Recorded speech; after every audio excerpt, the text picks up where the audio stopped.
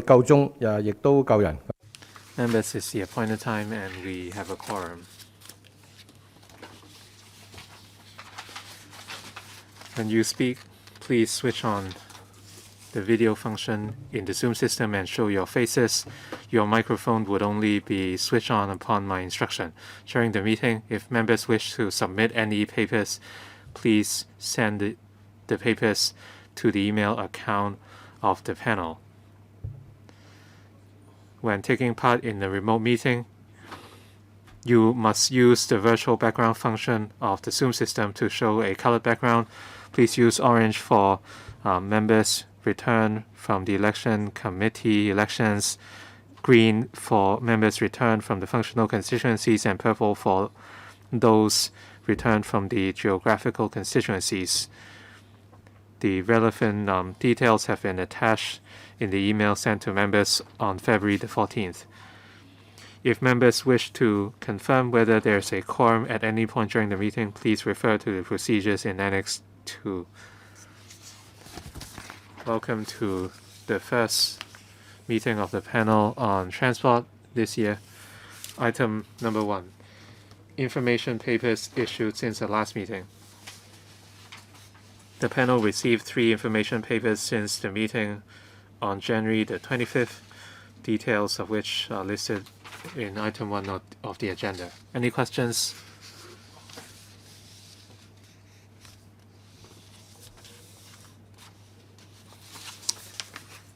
Mr. Edward Lau.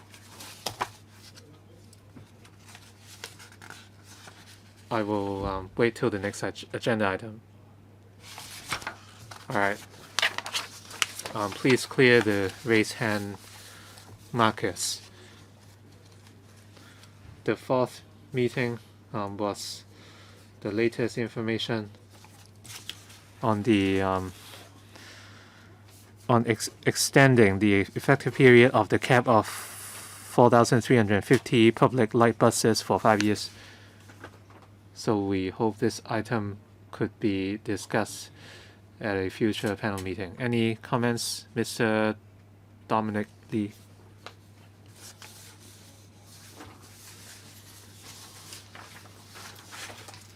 Next item on the agenda, date of the next meeting and items for discussion. To allow members to speak in an orderly and fair manner, could our staff members first clear the raise hand markers of members? Members who wish to speak, please press the raise hand button in the Zoom system and I will invite you to speak in turn. The next regular meeting will be held on March the 18th at 10:45 a.m. The administration proposed the following discussion items. A. Enhancing personalized and point-to-point transport services, and B.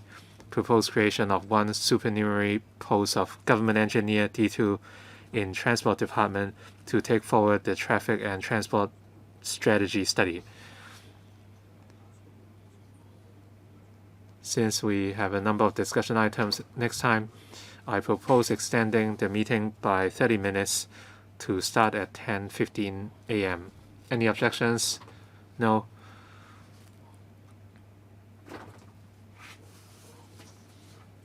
Item number 3 of the agenda.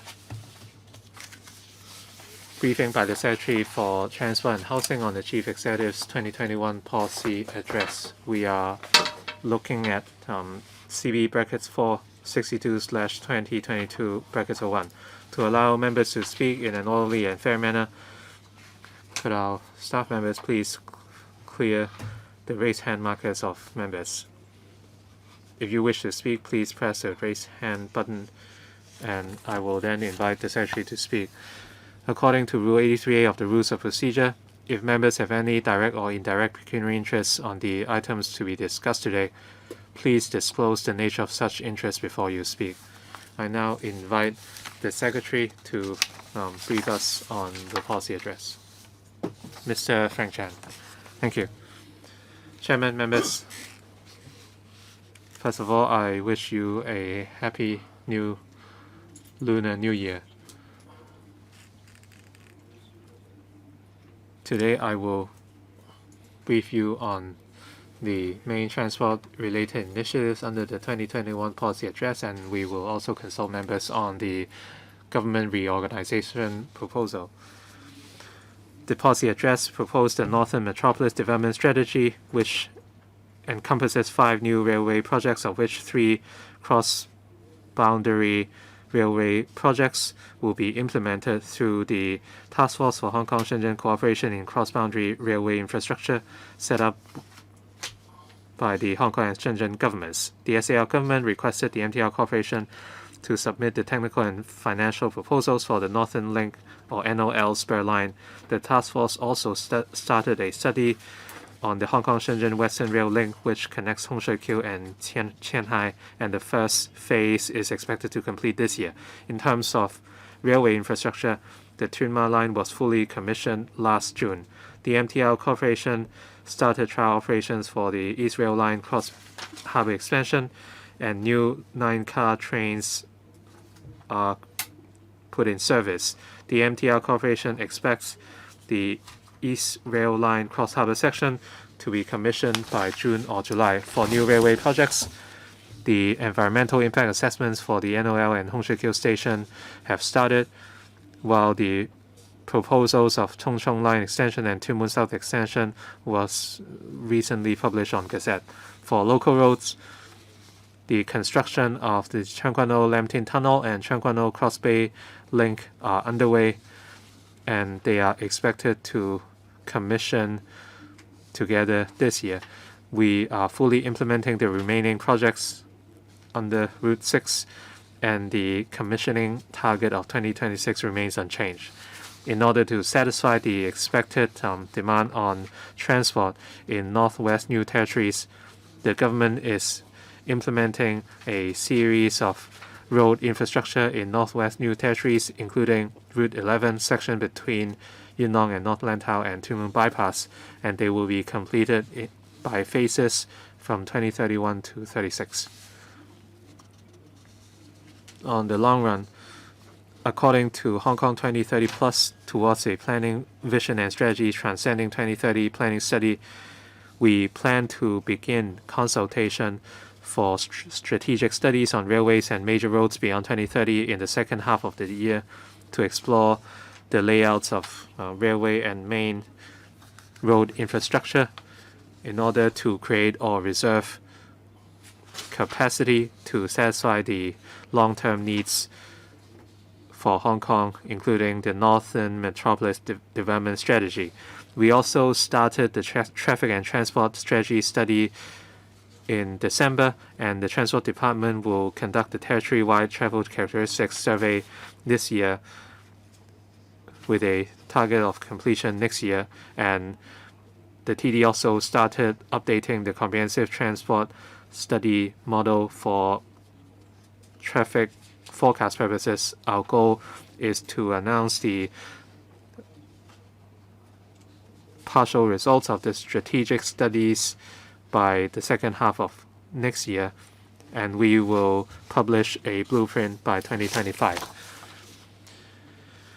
The SAR government is fully implementing the quota-free scheme for Hong Kong private cars traveling to Guangdong via the Hong Kong-Zhuhai-Macau Bridge. Once the pandemic comes under control and the exchange of personnel resumes, eligible Hong Kong private cars can travel between Hong Kong and Guangdong province via the Hong Kong-Zhuhai-Macau Bridge without obtaining a regular quota. The SAR government is completing the work on the required registration system and information platforms, and we are ironing out the relevant details with the mainland authorities to streamline the application procedures and lower the fees. Both governments will make reference to the implementation experience and explore the extension of the scheme to another Hong Kong-Shenzhen land boundary control point so that Hong Kong private cars can commute between these areas without obtaining a quota. We have been promoting smart mobility to apply technology to enhance road and traffic efficiency. For instance, the Smart Traffic Fund and Automated Parking System projects. TD also started legislative amendments to promote the use of autonomous vehicles in Hong Kong. Starting from the middle of this year, the TD also started issuing toll tax to vehicle owners in order to gradually implement the free flow tolling system at government toll tunnels, and the system will provide the hardware support in implementing congestion charging to allow toll tunnels to charge different tolls at different hours to regulate traffic volumes. We collected the latest data towards the end of last year in order to come up with a draft plan for congestion charging, and we will consult LegCo and the public this year. In terms of the application of technology, the Hong Kong Police Force is creating a new electronic traffic enforcement or traffic e-enforcement system.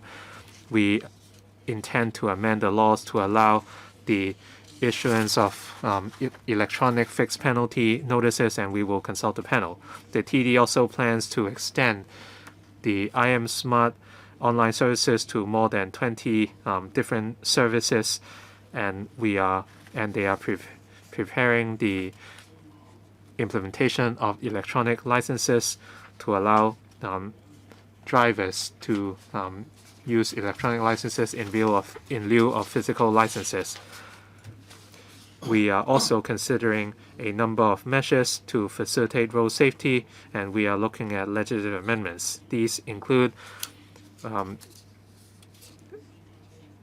regulation on the use of smartphones for drivers, mandating the use of children restraint devices in private cars for children passengers, mandating the use of safety helmets for cyclists, etc. We intend to consult the panel in due course. For franchise buses, we are discussing new franchises with 3 franchise bus companies to ensure that after 2023, the new franchises can continue to provide safe and efficient public services for the public.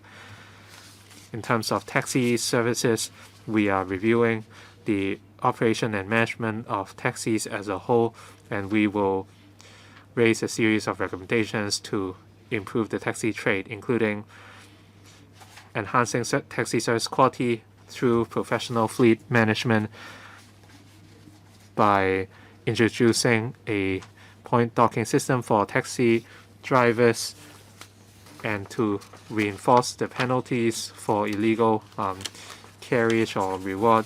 We will provide better protection for passengers. We will consult members on the above recommendations together with the application for fare hike in taxis.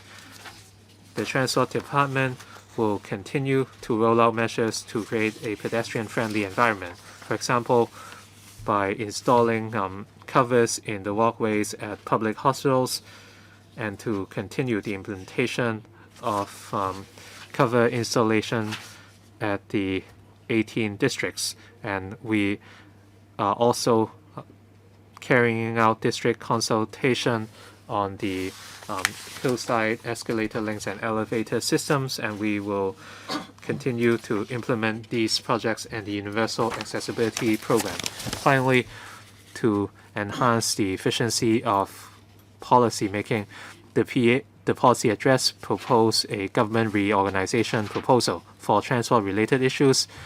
The proposal recommended a split of the Transport and Housing Bureau into 2 policy bureaus, into the Transport and Logistics Bureau and Housing Bureau respectively. The former will take care of transport-related issues and logistics development, while the latter will take care of housing-related issues. We are happy to answer questions. Thank you, Secretary. We will end our discussion on this item at 10. So I'll read out the names of members who wish to speak. I understand that all members would like to have more time to discuss this item. I'd like to propose to allow each member 4 minutes. Please exercise good time management and try to, be as succinct as you can. The first, I'll read out the names of those who want to say: Dr. Low Wai Kok, Lau Siu Lo, Chen Hang-ban, Chen Ka-ban, Chen Wai Chun, Leung Wen Chun, Chow Ho Ting, Yew Pak Leung, Luk Chung Hong, Chow Siu Chung, Lam Mei Chi, Lem So Wai, and I can't read the names of the others so far yet. The first to speak is Dr. Lo Wai Kwok. You have 4 minutes. Thank you, Chairman. Chairman, I have 2 questions. First of all, the Secretary just now told us that about the plans regarding the local road transport infrastructure. But apparently, the only prospect for improvement is traffic in the northwest of the new territories. You now have the study for the Tin Moon extension and the Route 11. But for the east NT and the north-south corridor, I don't see the Bureau proposing any new plans. I think on that side of the new territories, you already have very serious traffic congestion. If you say that for the north of the new territories, with the development of the northern metropolis, we're even more worried about the north-south traffic situation in the new territories. My second question is about the 2030 plus strategic study. But I am really worried that the government is being very indecisive. I'm sure the Secretary knows what I'm talking about. In 2014, the railway development strategy already, had a lot of support from the public because it proposed many new railway lines, which were supposed to be completed in 2031.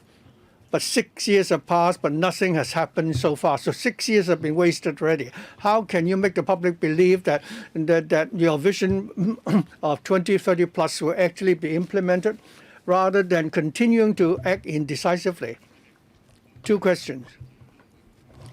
Thank you, Dr. Lo, for your questions and your comments. Regarding the overall transport infrastructure in Hong Kong, I think we have been discussing the issue with different members of the panel. Members, in respect of the NT-East and the North-South corridor and the northern part of the new territories, members have given us various suggestions. Later on, regarding the overall planning, we will brief members further. Regarding the transport and traffic strategy study, we're going to cover the entire territory of Hong Kong. Dr. Lo was referring to the NT-East and the NT-North West and also the North-South corridor. I think the views put forward by members earlier, we will certainly follow up on them in a serious manner. As for the railway development strategy 2014 and the 7 proposed railway lines, I think you would have noticed that we already implemented the 4th, route. The others are being followed up by the government at the moment. And we hope to have your understanding. The railway projects involve huge investments, and it also need to plan the population, for the district concerned. In the 2014 RDS study, it was only a preliminary proposal. We also said that the proposed alignments and details have yet to be further, ironed out. Chairman, I'm not satisfied with that answer. In 2014, when these new projects were proposed, there was preliminary estimates, there were timetables and roadmaps proposed. For example, the Chongjung extension was definitely going to be implemented because reclamation was already ongoing. So I therefore don't have any confidence. I think it's not the first time that members have raised this issue. I hope the members will pay attention to the ability to implement these plans. Mr. Lam Siu Lo, thank you. Secretary, with the northern metropolis and reclamation in the central waters, there will be greater transport needs in future. Regarding the strategic development going forward, other than railways, members of the public need to also use other forms of public transport. At the moment, the MTRC is the only company responsible for constructing our railways, taking up 50% of the entire transportation market. So public transport, therefore, have a lot of impact on the livelihood of the people. In the evening of January 27, the MTRC issued a press release regarding the investigation findings of the accident involving the advertisement panel. I'm still waiting for a reply from them. I've also copied my query to the chairman. I hope the secretary later on will come back to this panel to give us a full account. Having read the MTRC's report, I can't help but doubt whether or not the MTR has already reached a bottleneck in terms of the management abilities, especially given forward that we're going to have so many railway strategies and developments in future. My question is for the secretary is whether or not the government has carried out a comprehensive assessment of the MTRC, whether the current governing structure can still, manage so many new railway projects, especially several cross-border railway projects, and whether the model we've adopted so far is still appropriate. I think at the last term of this council, many members have raised similar questions. Whether we have the capacity, I'd like to respond to that question, and the director will answer the question regarding the advertising panel. As to whether the MTRC has the ability to cope with the foreseeable new railway projects. I think on different occasions, Lechu has already discussed that before. We will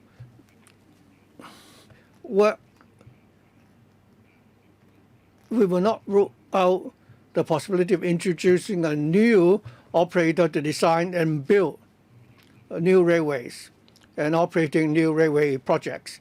Overall, speaking, the SLR government is very concerned and will closely monitor the situation. We're now talking about 4 new railway projects and the overall railway alignment, the length of the railway, and so on. We still believe that the MTRC can manage at this stage.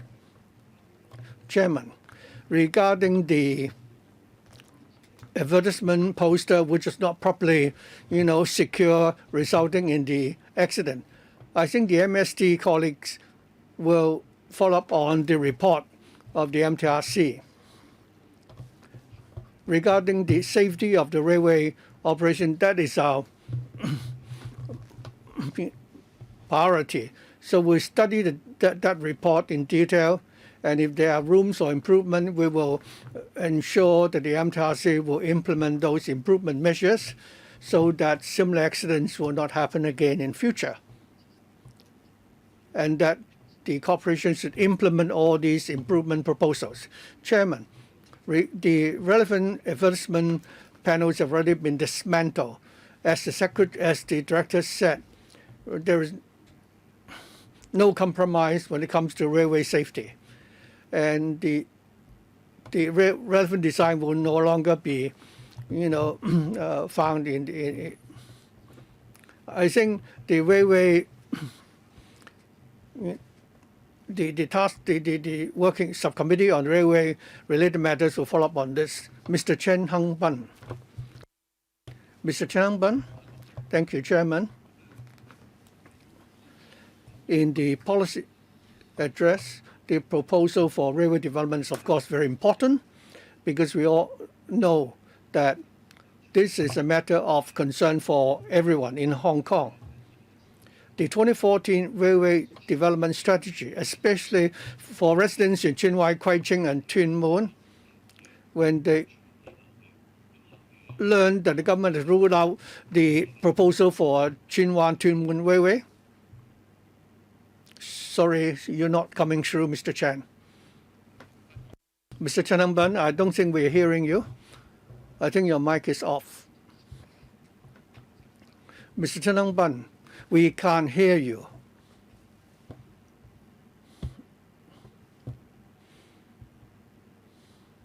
Could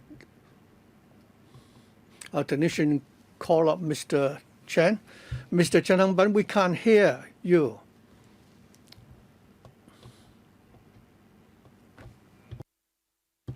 We still can't hear you. So let's go to the next member first. We still can't hear you. We'll invite the next member to speak first, Mr. Tang Ka-pew. Chairman, Secretary, and fellow members, good morning. Regarding the discussion on the policy address, I understand that the blueprint is beautiful because it has the grand plan for the northern metropolis and also proposes many new railway projects. But many residents in Kowloon East are saying that 10 years ago the government attached importance to the development of Kowloon East and developing Kowloon East as the second CB central business district. But now that with the Northwest NT metropolis, the government is forgetting East Kowloon. There are two railway infrastructure projects in East Kowloon which has vanished. One is the Sky Rail for Kai Tak. Of course, I don't want you to respond to this point yet, but I have to ask you a question. That is, we have a large population in Kowloon East. All the newly developed, residential developments are on the hillside. So the road coming downhill from Clearwater Bay is very congested. You said that in 2014, the projects proposed are still under further study. So is it really that you're really following on this project, or have you not really done anything at all? So could the Secretary tell us about the progress of the, the East Kowloon, tunnel project?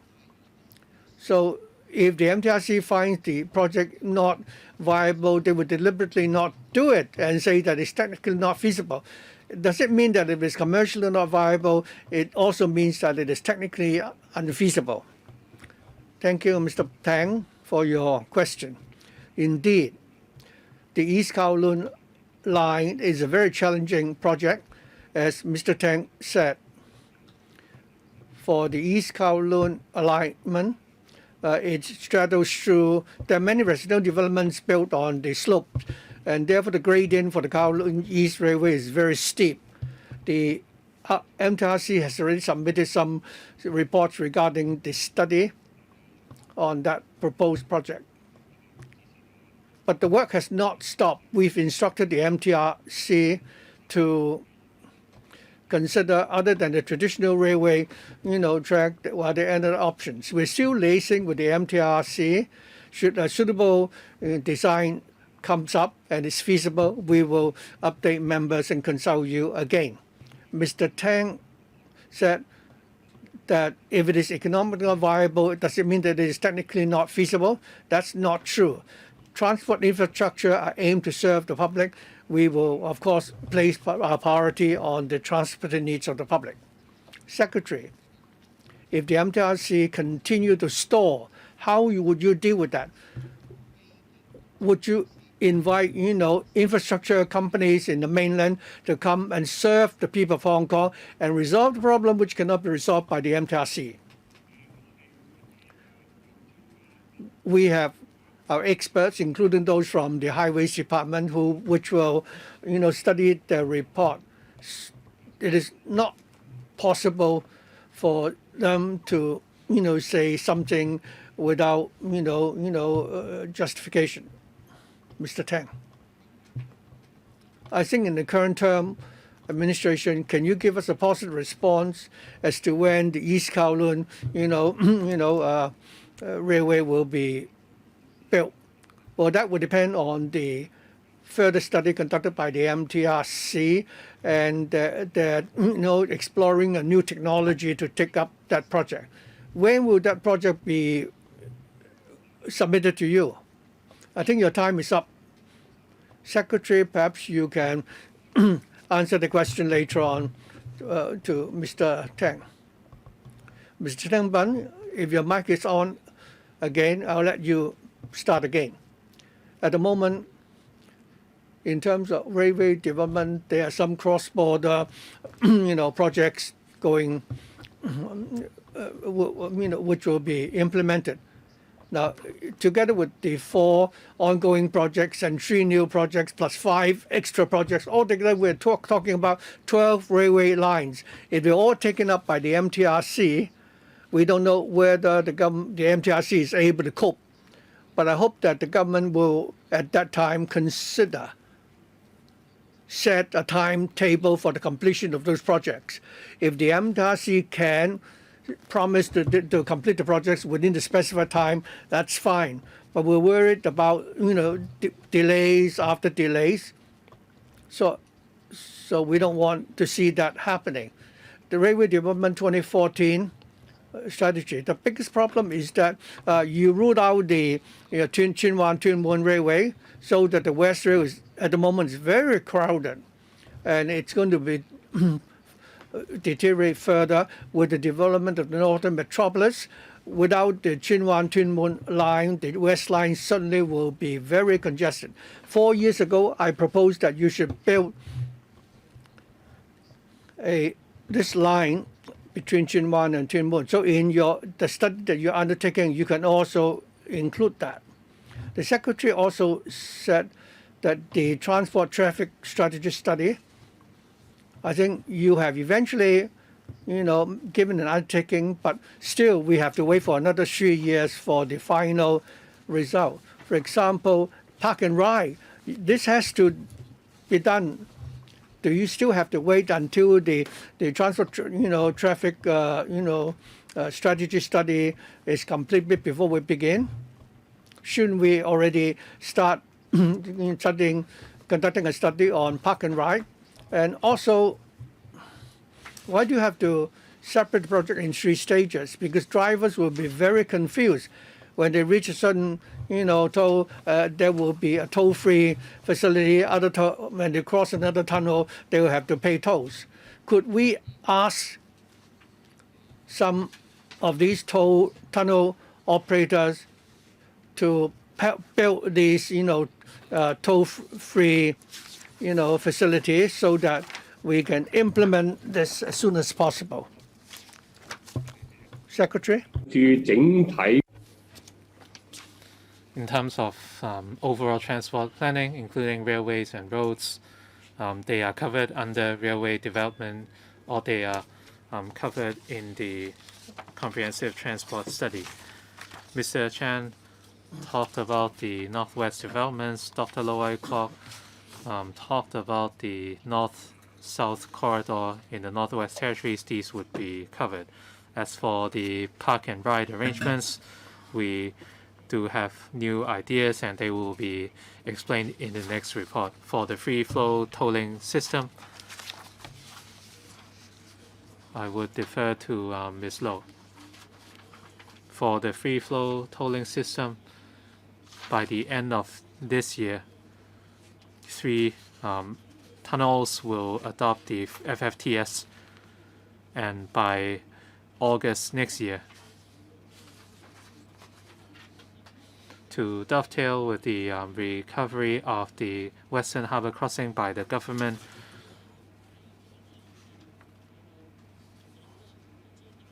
we plan to first adopt the system in the less busy tunnels, and then we would adopt the system at harbour crossings. So this is a phased approach, and later we would move on to other tunnels. Members asked whether we can ask private contractors to take up certain works for the FFTS. It involves computer systems as well as geotechnical works, and work has been underway. The system will be implemented in phases, and we are in full steam putting in the work. Mr. Michael Tian? Am I coming through? Yes. Secretary?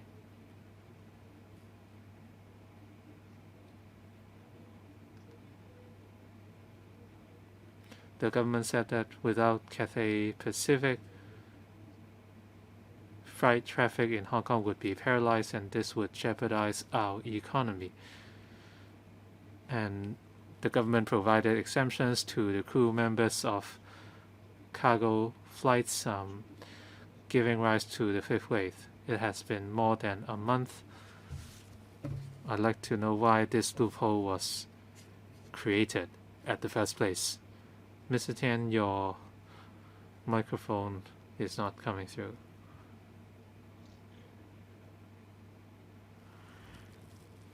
I can't hear you.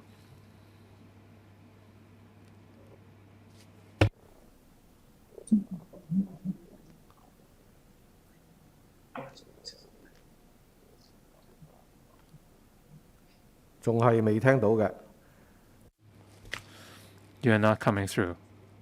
So we would invite Mr. Chan Hak-kan to go first. Mr. Chan Hak-kan. Thank you.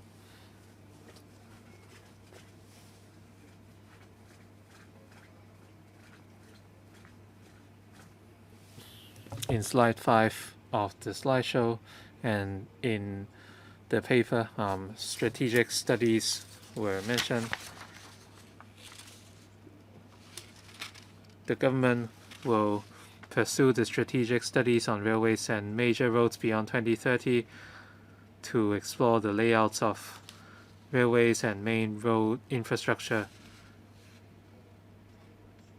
And through the traffic and transport strategy study, a vision would be mapped, and this is conducive to the connectivity of facilities in the Greater Bay Area.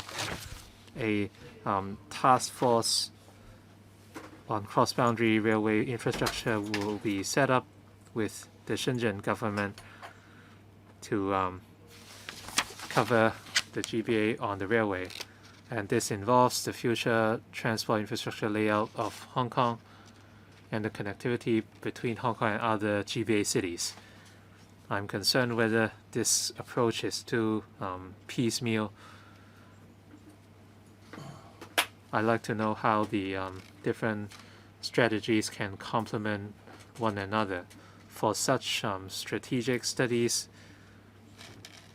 in the past, public consultation only took place at the very last stage, and that means a lot of the views could not be incorporated because they came too late. So will you consult LegCo and the public in phases? Thank you for the questions. Indeed, for strategic studies, especially territory-wide and cross-boundary studies require collaboration. In Hong Kong, whether it is the northern metropolis, the eastern waters and railway infrastructure across the territory, we will work with the Development Bureau on the overall layout and strategy. As for our interactions with Shenzhen or the mainland authorities, we have set up a dedicated task force. Like we explained in the paper, we have the Hong Kong 2030 Plus Planning Study and Traffic and Transport Strategy Study. The study will be completed in phases, and we will consult the panel and the public at different stages. We will continue our work after taking in different views. We hope to work together with different stakeholders. Chairman, I have a follow-up question on green transport policy. Under the policy address, the THB and Environment Bureau talked about a number of green initiatives. The Northern Metropolis involves the green transport policies of both bureaus. I'm concerned about the interfacing or the interactions between these policies. How can you ensure that there will be proper coordination between different bureaus going forward. For traffic and transport related issues, the transport panel might have to convene joint meetings to invite different panels or bureaus. We do communicate with the Environment Bureau in terms of green transport. The focus is on the Environment Bureau for issues relating to traffic capacity and layout. This belongs to our portfolio.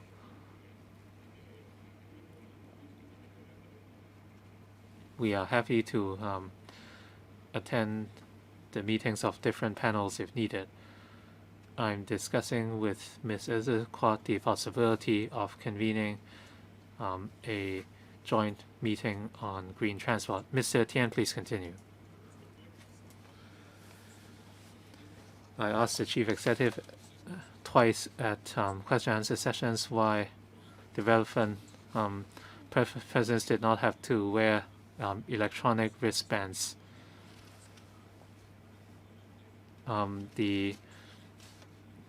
Did the government ever requested these exempted persons to wear the electronic wristbands, or did they remove them afterwards? Chairman, in terms of our anti-epidemic work, the SAR government works as a team.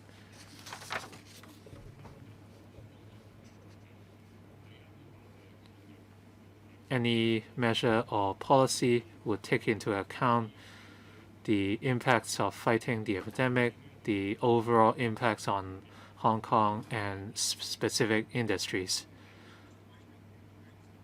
Well, I understand why you offered the exemptions. My question was, why didn't you ask them to wear wristbands? That was my question.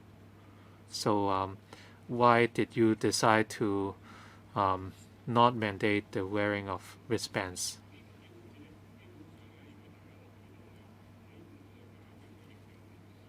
At different stages of the pandemic,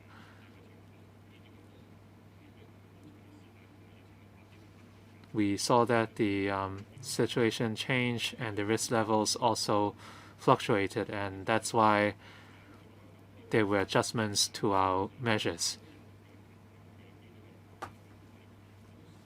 By now, all passenger crew members arriving in Hong Kong must be quarantined. The Omicron variant is very different from cases in the past.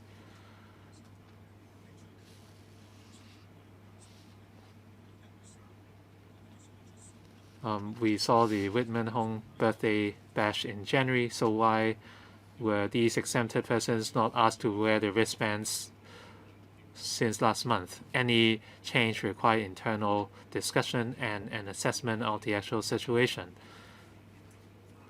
So once we understand the risk of transmission, change could be instituted based on the actual needs.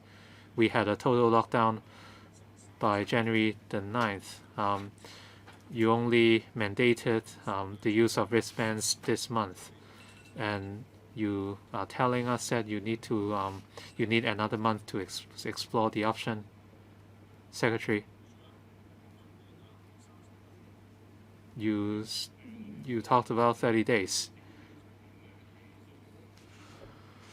Like I said, the SAR government would make decisions as a whole in light of our understanding of the Omicron strain. We decided to make a change. I remind members that we are now discussing policy initiatives of the policy address. For questions relating to specific cases, you may follow up on other occasions. Next, Mr. Tony Chair. Mr. Tony Chair.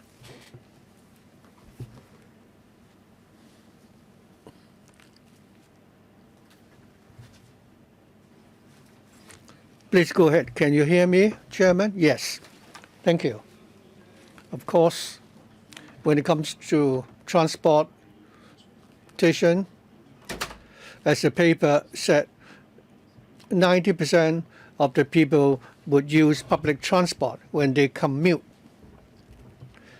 I think the Secretary and colleagues have said that we are very concerned about public transport services, especially when it involves the MTRC. We all know that very often the MTRC, I think the railways are very congested during the rush hours. And the government is now conducting many policy studies regarding transportation. In paragraph 21, you just completed the TTSS. Of course, when some of the proposals have to be implemented, we will probably have to wait for a few more years, but the public cannot afford to wait. So my question for you, Secretary, is that during the interim, if the epidemic were over and the borders reopened, then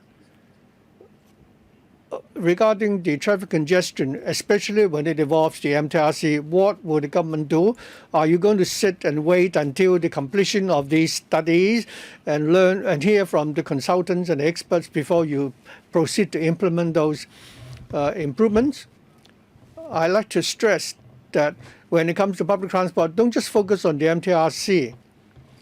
Other forms of public transport, I think the government can rely more on the other forms of public transport to relieve the pressure and the congestion in the public transport system. Thank you, Mr. Chair, for the question. Basically, the SAR government is, we will conduct a survey on smart travel, and we also closely monitor the role played by different forms of public transport. At the moment, before the COVID epidemic, we have 12 million people, 12 million trips per day, and MTR takes up 5 million, taxi 1 million, and buses 40 million. So the MTRC take up the biggest share, but it's not a monopoly. We will look at each form of public transport and patronage. During the rush hours in the morning and afternoon, indeed, we do have congestion. But overall, during the slack hours, the system is running very smoothly. During the rush hours, the different forms of public transport will improve their frequency. The MTRC, for example, at certain crowded stations, they would deploy special trains to relieve the congestion. During the rush hours, very often there are vacant cars to actually take up the passengers in order to relieve the congestion. So that when members of the public take up use public transport, there will be improvements in terms of comfort.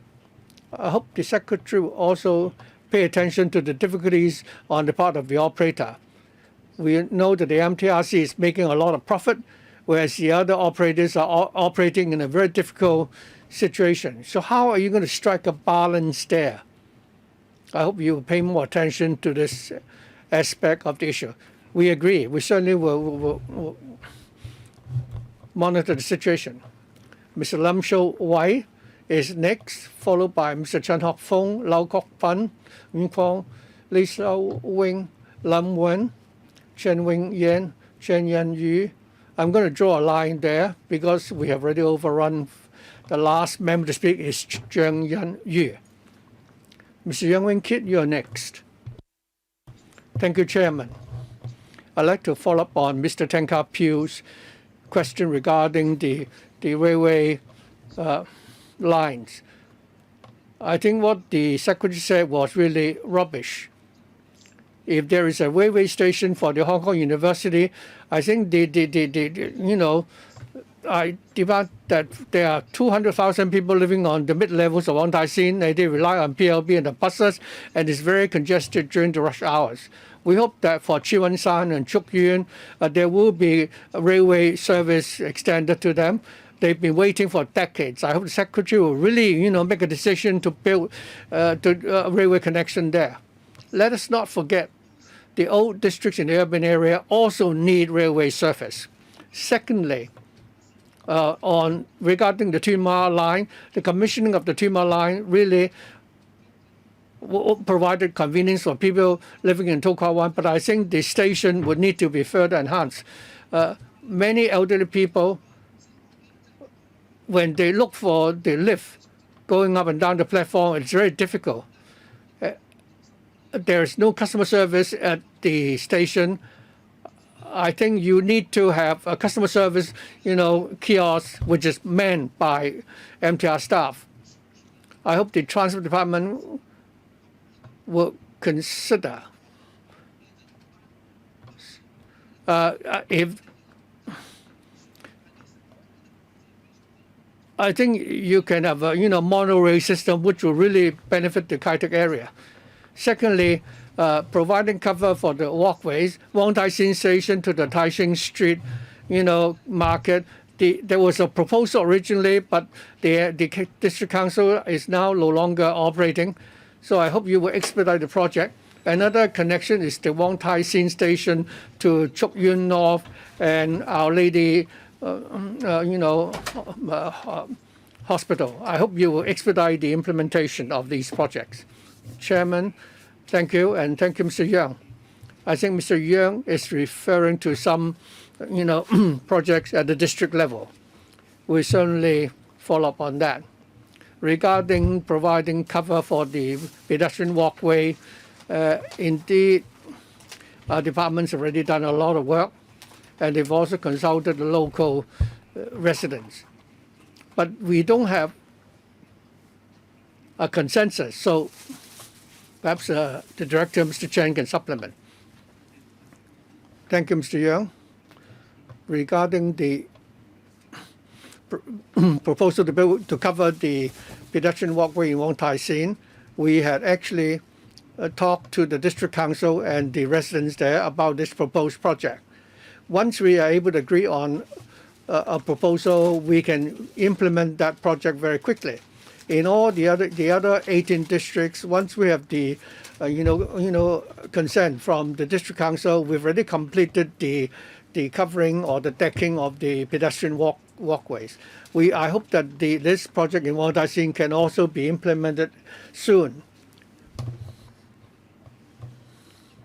I think various proposals have been put forward, and we have not only liaised with the councillors in the district, but other stakeholders as well.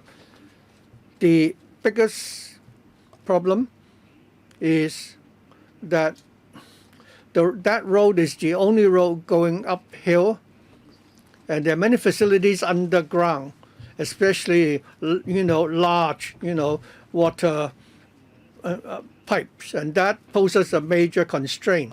Also, it passes through schools and hospitals, and we have to take heed of the views of the stakeholders. We are not thinking of a simplified option, so that once we agree on a consensus, the project can be taken forward as soon as possible. We are actively consulting the stakeholders in the district regarding this option and see whether we can come to an agreement. Once we arrive at a consensus, that project can be implemented as soon as possible. Regarding the Tuen Ma line station, your proposal for improvement, we will certainly refer them to the MTRC. Regarding the Kai Tak environmentally friendly transit system, we will follow up on that with the Development Bureau. Hon Chow. Thank you, Chairman. Good morning. Secretary, can you hear me? Thank you. I have 2 points to make.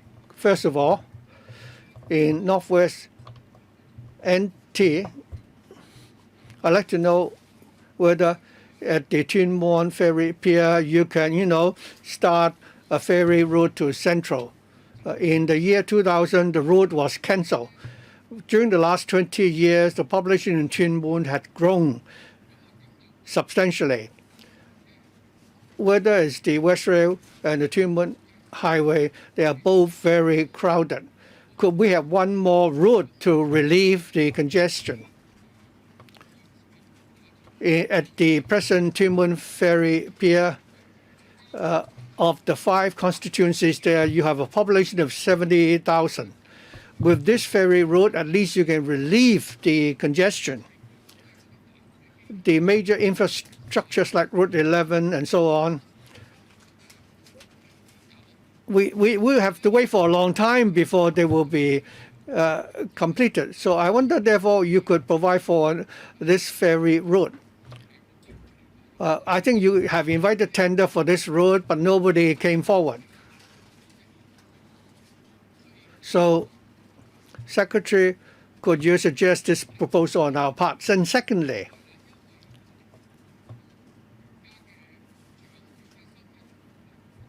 for new roads like Route 11,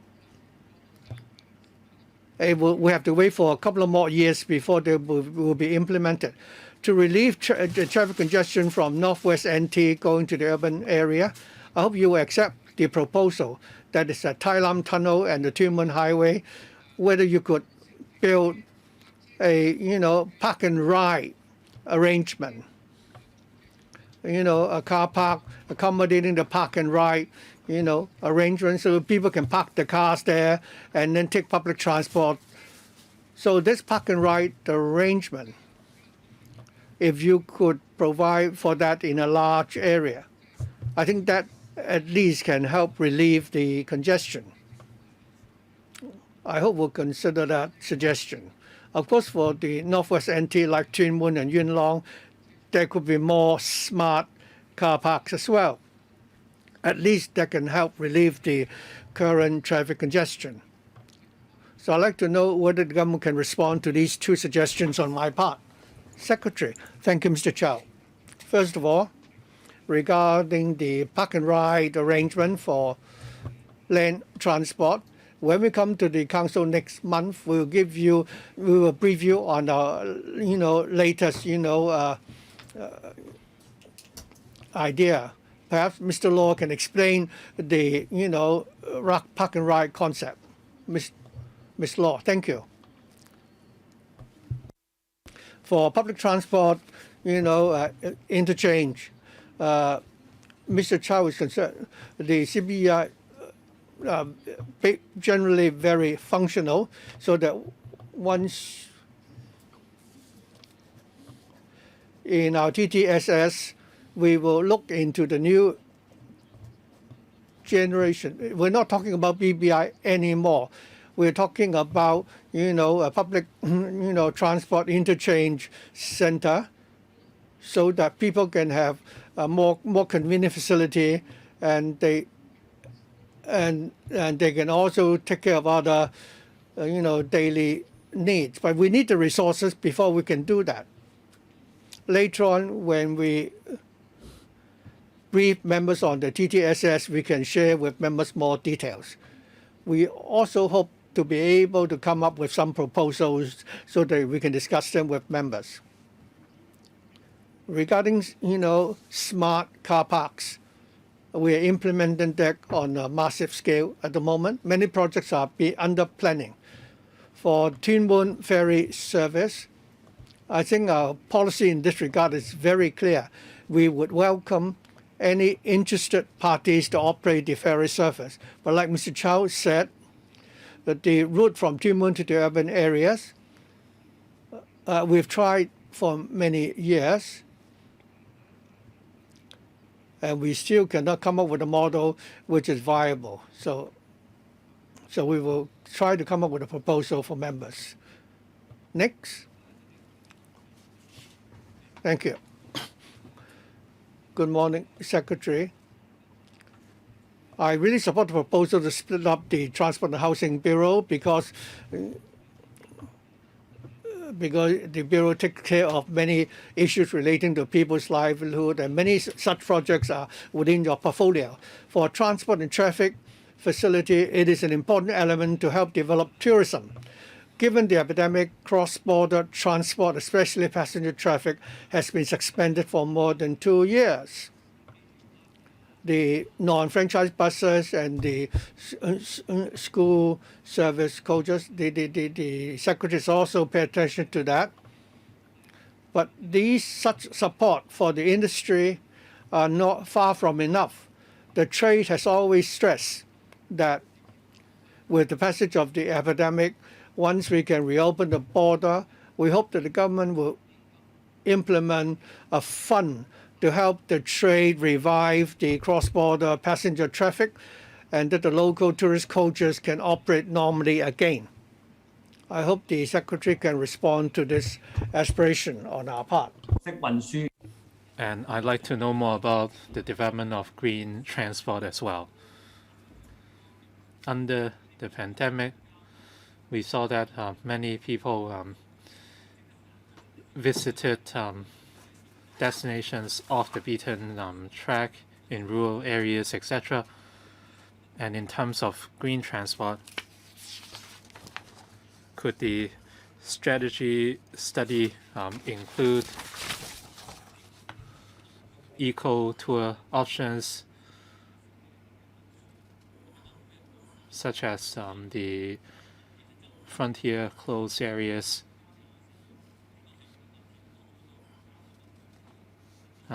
That way, transport options can be provided for more eco destinations, and that would also be a great form of education.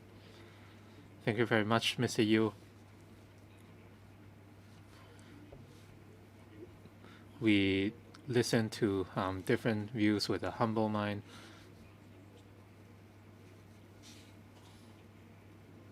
We understand that different services, including franchise buses, have been affected by the pandemic, and that is why in this round of the anti-epidemic fund relief measures are being offered.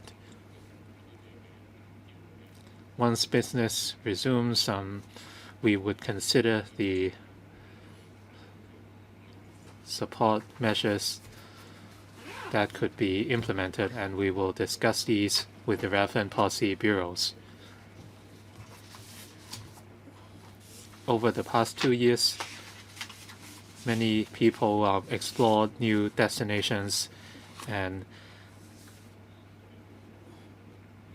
we are happy to consider these plans. However, the current priority is on traffic and transport. I'm also concerned about developments in Kowloon East, including the Kai Tak Cruise Terminal. It has been criticized for a lack of transportation options. A monorail proposal was shelved. So would the government consider providing connectivity for pedestrians and cyclists?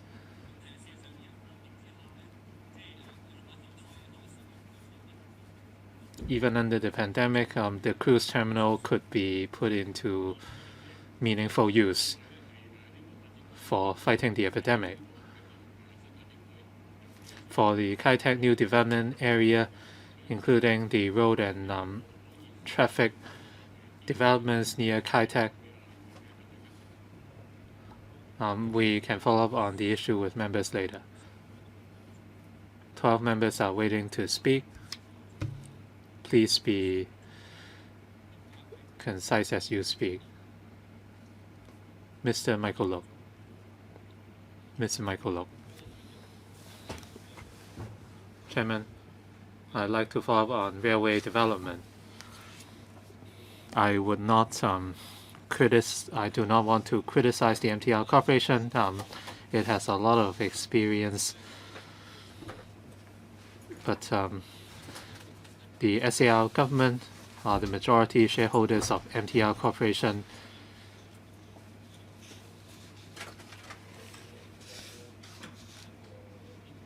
and that creates the impression that sometimes the government is biased towards the MTR corporation out of revenue considerations. The MTRC is basically a monopoly, and there are certain areas in which they lack the experience or expertise, such as monorails.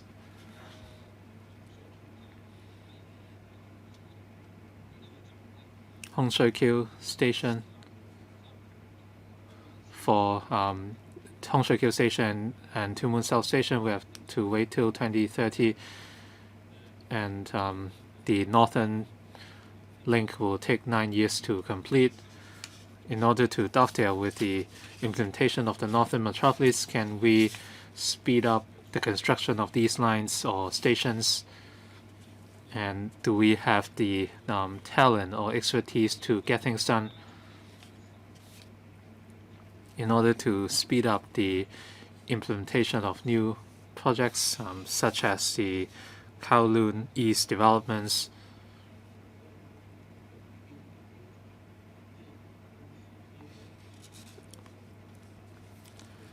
Will the approach of competitive bidding be introduced, that is, different contractors would submit competing proposals, which would enhance the efficiency of the project as a whole? Thank you very much.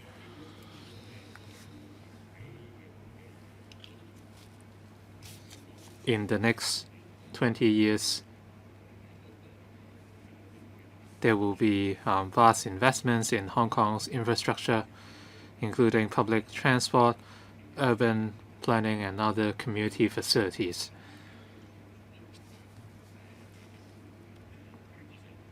So the government will explore the arrangements you mentioned. We would seek to enhance manpower provision while protecting local workers.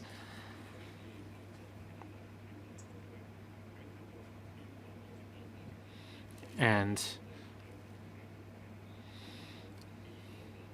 in terms of the tender approach, adjustments could be made based on experience, price, etc. We understand Mr. Luk's point, and we will follow up accordingly. Chairman.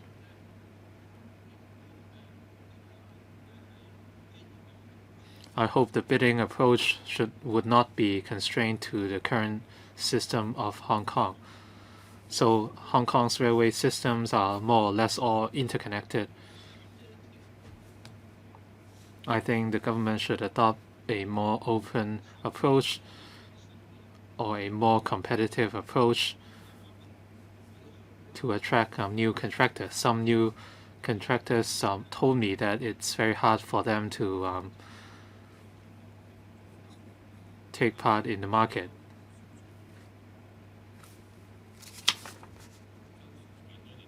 Mr. Chao Siu-chung.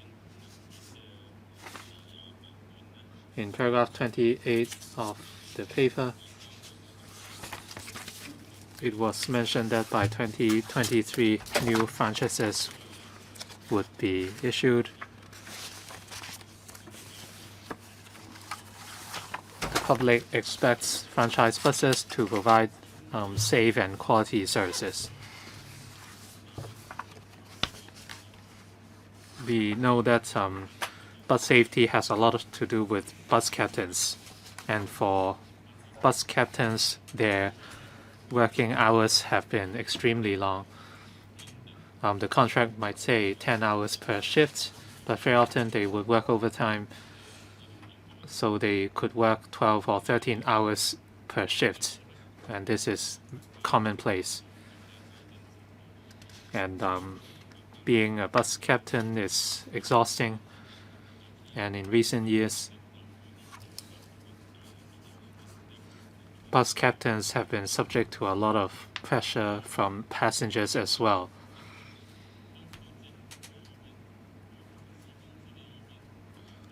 Some passengers might vet their anger towards bus captains if they are not satisfied with the bus companies or government. Since there are no assistants on board, could the bus companies come up with ways to relieve the burden on the captains?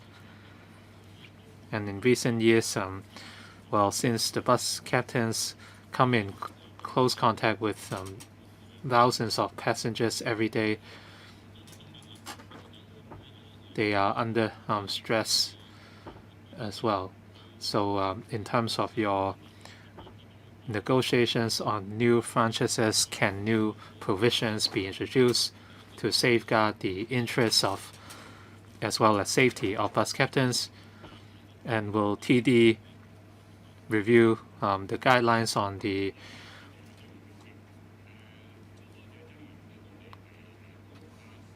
hours of continuous work? Thank you very much for your concern over our bus captains. They are a very important part of our transport ecosystem. So in terms of the occupational safety and health of bus captains, there are stipulations on their work arrangements and number of working hours. We have measures in place to ensure bus safety. Perhaps I would defer to Ms. Law. Thank you very much.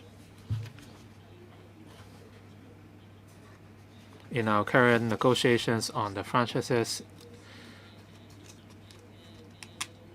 as well as our regular communication with bus companies,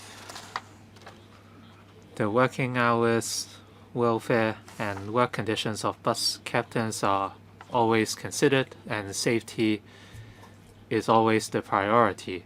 So we ask for a safe working environment for bus captains, and we hope to improve their working hours as well.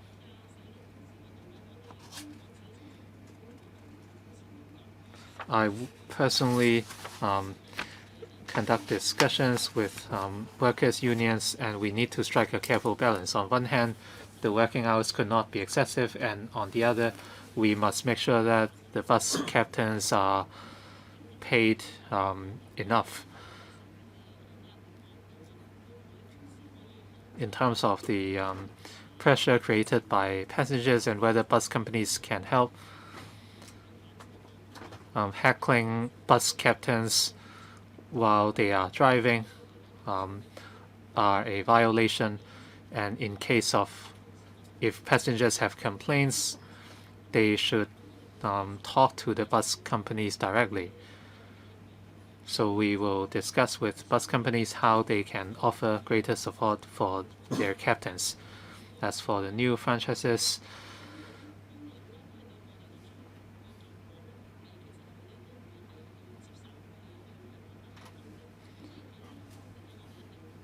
we will consider the needs of workers and unions.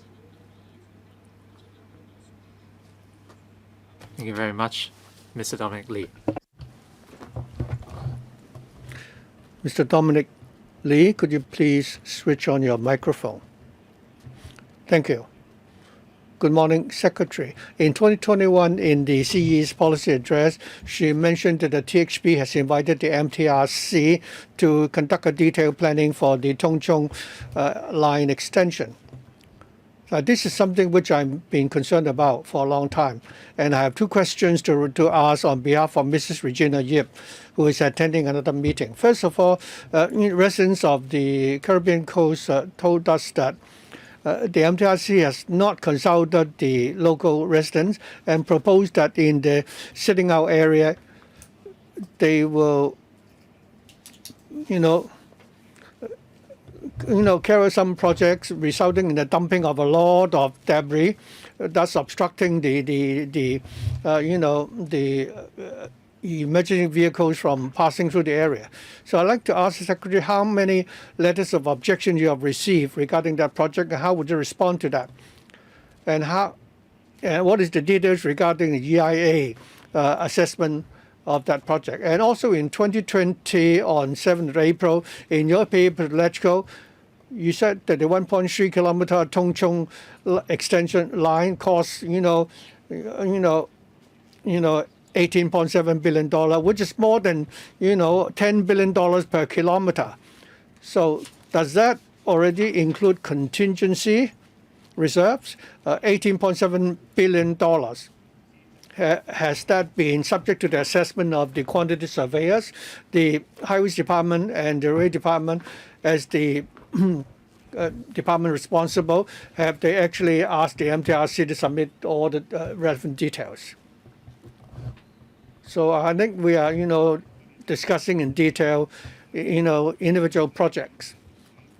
Regarding Mrs. Yip's concern, I have actually talked to Mrs. Yip about this before, regarding the Chongjung Line extension project, and also the project in the sitting out area, and also the arrangement in respect of the shaft. I already have a discussion with Mrs. Yip. Perhaps I will also ask Mr. Chan, the director, to further supplement. Mr. Chan, thank you. Thank you, Mr. Lee.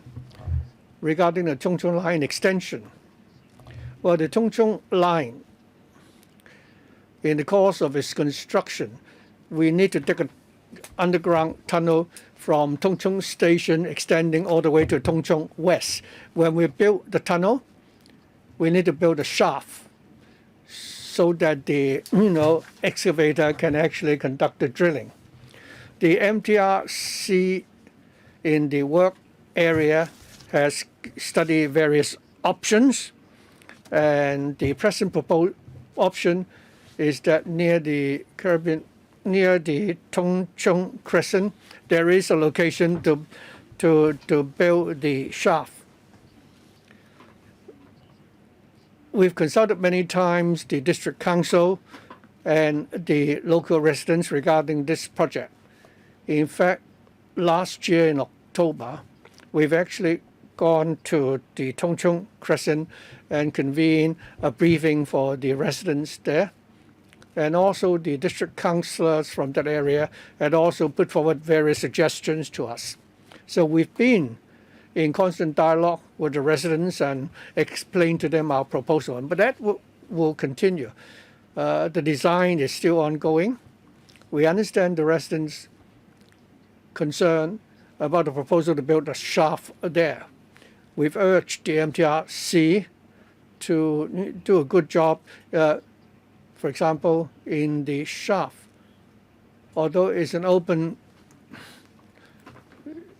dig and cover project, we will build a shelter to cover the work area there so that we can do our best to minimize the noise and dust nuisance caused to the residents in the area. As to whether or not it will affect the traffic in the vicinity, the MTRC during the construction period will also be conducting a TIA study. We will ensure that there will not be, we'll try our best to minimize the traffic impact for the residents, and that it will not get in the way of the emergency vehicles which need to go there. Time is up, Mr. Chen. Ms. Lim Sho Wai. Thank you, Chairman. Can you hear me? Yes. Secretary, I have several questions regarding railways and also the Cross Bay Bridge in Tseung Kwan O. The Secretary said that the Tseung Kwan O Lam Tin Tunnel and the Cross Bay Bridge will be partially open this year. For the Lam Tin Tunnel project, because of the impact of the COVID-19 epidemic, and there have been many confirmed cases, so how much has that affected the progress of that project? Regarding the commissioner date, will it be further postponed? If the tunnel cannot be commissioned this year, would you consider starting the, free flow tolling arrangement for the Chongjung tunnel. For the, East Kowloon, and the government said that the government will propose the proposed alignment of that new line. What do you mean by in a timely manner? Do you have a timetable, especially the North Island line? We've been discussing that for 20 years. Many people in Chongjung have to cram in, travel, in the MTR trains. It's very crowded. So therefore, we hope the project can be implemented as soon as possible. Thirdly, ferry services.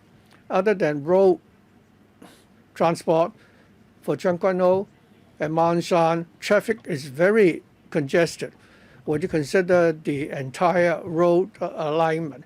That is from Chongjung to Island East, like Suk-yee and Shanho, and Hon Chan to Tai Shui Han to Tai Po. Would you consider building some road connections? Thank you, Ms. Lam. I understand Ms. Lam is very concerned about the situation in Chongjung. Regarding ferry service, our policy is very clear. If any operator were interested, they can apply to us to operate that route. Of course, this would depend on demand on the part of the passengers and whether or not it's financially viable. But we have an open mind on that. Regarding the Chongjung Lam Tin Tunnel, I think more than 30 workers have been infected by the COVID-19 virus. That's causing some delay. But our target now is that the tunnel and the crossbay, bridge will be commissioned at the same time. As for the Hog Island North arrangement, the technical and financial study and the proposal from the MTRC, if we find it acceptable, we will consult members on the details. Any further follow-up, Ms. Lam? If because of the epidemic, the Lam Tin Tunnel project is delayed, would there be some compensation? For example, many residents in the area ask whether or not for the Chongjung Tunnel, could you implement the free flow, tolling system as soon as possible? We will try to catch up as fast as we can. Another question is that we have some workers infected by the virus. We need to clean up the construction site. We have to disinfect and clean the site and ensure the safety of the workers before work will, commence again. Thank you. Mr. Chan Hak-kan. Thank you. I'm very happy to hear the Secretary say that the future development will be infrastructure-led. Now, besides NT North, in the old district, I think railway development is still lagging behind. I think the development of Wafu Estate, for example, the southern district is a large area, but the island southwestern section, you still have no plans to implement it as soon as possible. I hope the government can give us a timetable as to when that will go ahead. Also, although you have the Tung Chung extension line proposal, which I fully support, I understand that for the Tung Chung Crescent, the members have some concern. For the Hong Kong Island West line, during the work period, which take place in a congested area, you say you want to minimize the nuisance. I'm sure you can do that for Tung Chung Crescent. The question is how much resources the MTR will devote resources to do that. I think they should minimize the nuisance. I hope the Secretary will monitor the MTRC so that they can do a good job. For Tung Chung North, more than 100,000 people will move and live in the area. Although the Tung Chung extension line is now under construction, but you're not adding a new railway line for Tung Chung. I'm worried that when the airport reopens to normal traffic, the Tung Chung line will be overburdened. So has the Bureau considered building a new Tung Chung line to relieve the traffic arising from the new population moving into Tung Chung? And secondly, for the outlying islands, many residents rely on ferry services, the fare of which is very expensive. The Secretary said that for the rental income for the superstructures on the pier will subsidize the service, but that's not doing too well. So how can you ensure that the operators can, by way of rental subsidies, help minimize the ferry fares? And also the Secretary said for the 3 cross-harbor tunnels, how are you going to arrange for a triage and even out the traffic? I hope the Secretary will give us a proposal, because you will be taking back the 3 tunnels next year. Also, the congestion in the Eastern District, as the Secretary considers the situation that is in the mainland for busy districts, the cargo transportation can only take place in the evening. So can you stipulate in the law that for Central you can only allow loading and unloading of cargoes after 8 p.m. and that way we can help relieve the traffic congestion during the rush hours. Secretary, you have 50 seconds. Thank you. Thank you, Mr. Chen, for his concern for the island ferry routes. I think that is a necessity for those living on the islands. I don't think I can give you a full answer in 50 seconds. I'll take this up with you after the meeting. For the island southwestern section, we already have a plan, but it is related to the redevelopment of Wafu Estate. So we need to dismantle 1 or 2 blocks to create space for the work site. As for the diversion of traffic among the 3 cross-harbor tunnels and so on, I think once we implement the free-flow tolling system, that can enable us to charge different fares at different times of the day, and also electronic road pricing. But that takes time before we can implement. So when we consult members on the free-flow traffic tolling system later on, we can have a further discussion. I hope members can reserve some time for the Secretary to answer your question. Mr. Lokopan, thank you. I think the infrastructure-led approach is a critical element of success in the northern metropolis. I think the northern line commissioning time is 2027 and 2034. That is a serious delay. In 26, the first batch of population intake will take place. You say you need to amend the law to expedite the project. How can you ensure that people moving into the area can really ensure that they won't suffer from traffic congestion? And also, to the eastern side, there is only the total highway going to the urban area. When will the Secretary, develop a new line for people to go to the urban area that's relieving the congestion along the total highway every day? Thank you, Mr. Lau. The infrastructure-led approach is a focus of the government's administration. We are talking about amending the relevant procedure and rules. The Development Bureau is working on that. Once the plan and the project could be expedited, I think it will also benefit the construction of the railways. Whenever we propose any railway project, there will be objection. If we shorten the time, the project can also be expedited.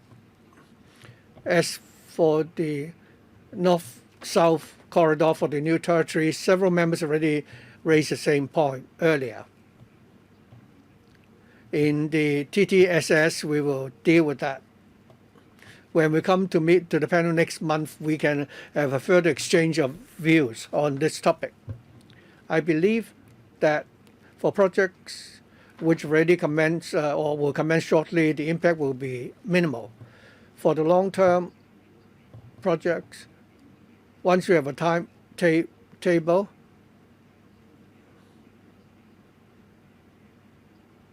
there will be room for expediting the projects. Before the population intake of Northeast NT, can you ensure that the project can be commissioned? For Northeast NT, I think we've gone to the site ourselves there. We expect that for Northeast NT, where for the northern metropolis, there will be an additional population of more than 200,000 people in Ao Tau and interchange so on, and the road widening project and the total highway works are ongoing. For the longer term, it's the north-south corridor. All the traffic improvement works are now already coming on stream. Even the northern link, you cannot do that. And the Kudong station is to be commissioned in 2027.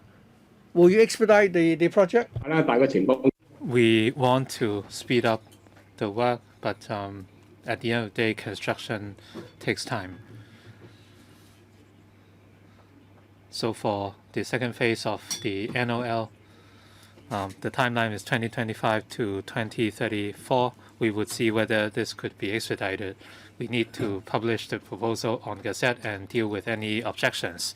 Since the railway covers a lot of areas, we expect substantial objections. Next. Mr. Yim Kong. I have two simple questions.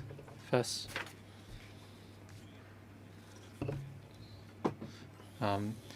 the terminals in Hong Kong face an aging workforce, and this is something to be tackled if we are to remain competitive. We should consider introducing a quota for imported workers from the mainland or overseas. And on August the 2nd next year, the Western Harbour crossing would be returned to the government. In terms of the rationalization of the Western Harbour crossing and 3 other harbour crossings, what are the government's plans? For terminal workers, the fact is we face an aging population in Hong Kong, so the labor force would naturally be in short supply. In terms of the importation of talents, we have policies in place. As for the general workers, that is another issue altogether. Like we said, provided that the interests of local workers could be safeguarded, we are open to possibilities. As for the rationalization of the 3 harbour crossings after the free flow system is implemented, we have a technical platform in place to implement congestion charging. We would need to conduct a detailed analysis and consult LegCo again. Mr. Yim, any follow-up questions? No, thank you. Mr. Stanley Lee. Thank you. I have a couple of questions on the Tseung Kwan O Lam Tin Tunnel. When will it be commissioned this year? Every day, 50 or 500,000 Tseung Kwan O residents have to suffer congestion at Tseung Kwan O Tunnel. And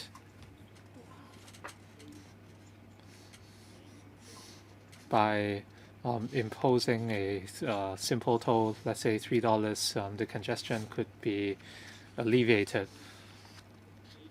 And I wonder whether this arrangement could be adjusted. And can you give us an update on the East Kowloon extension, that is from Po Lam Station to Diamond Hill Station, from Hon Chan to Sha Tin?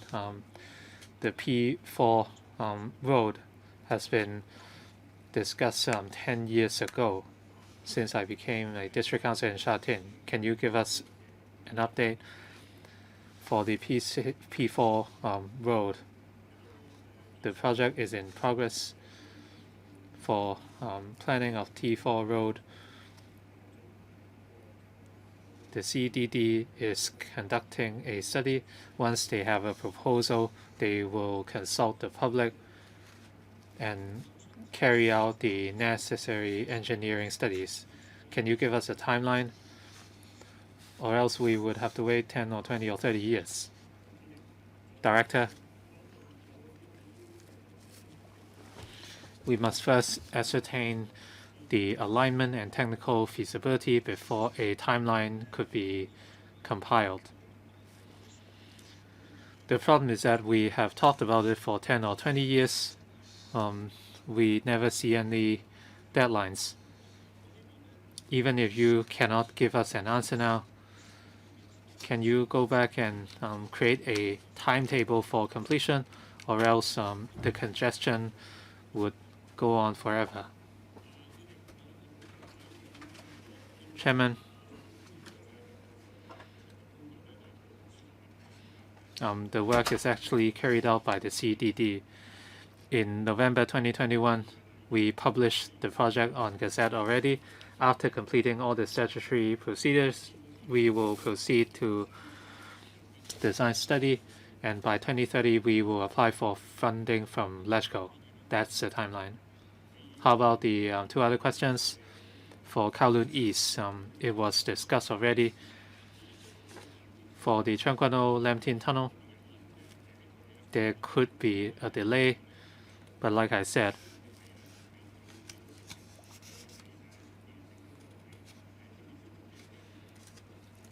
works will resume after a complete disinfection.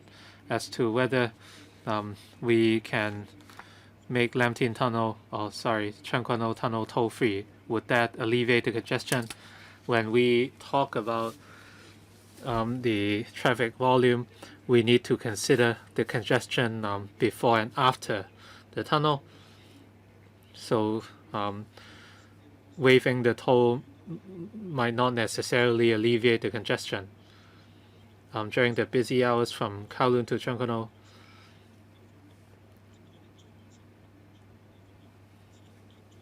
so the bottleneck is the toll plaza, because cars would have to stop to pay the tolls. Can the Cheung Kwan O tunnel be abolished to improve the situation? Ms. Nixie Lam. Thank you. I have two simple questions. The West Rail line is very congested or crowded during the busy hours. The standard of 4 square meter per passenger has been exceeded by more than 100%. I wanted to improve the transport measures for the residents of Chunwan. When we look at the major cities around the world, we see lots of traffic designs that connect the entire territory. The current design doesn't make much sense. The Tuen Mun Chunwan Railway proposal was shelved. How about connecting Tuen Mun Chunwan, Kwai Ching, and Sha Tin? This idea was floated a long time ago. Would the government consider connecting the east and west? That would be a more logical alignment. And I'd like to talk about public housing planning as well. Since the developments near Chunwan West were completed, we saw a serious bottleneck at West New Territories, and that affected vehicles going to Kowloon from NT West. For the widening of Chunwan Road, there were delays due to political reasons. So what is the current timeline, or would this drag on forever?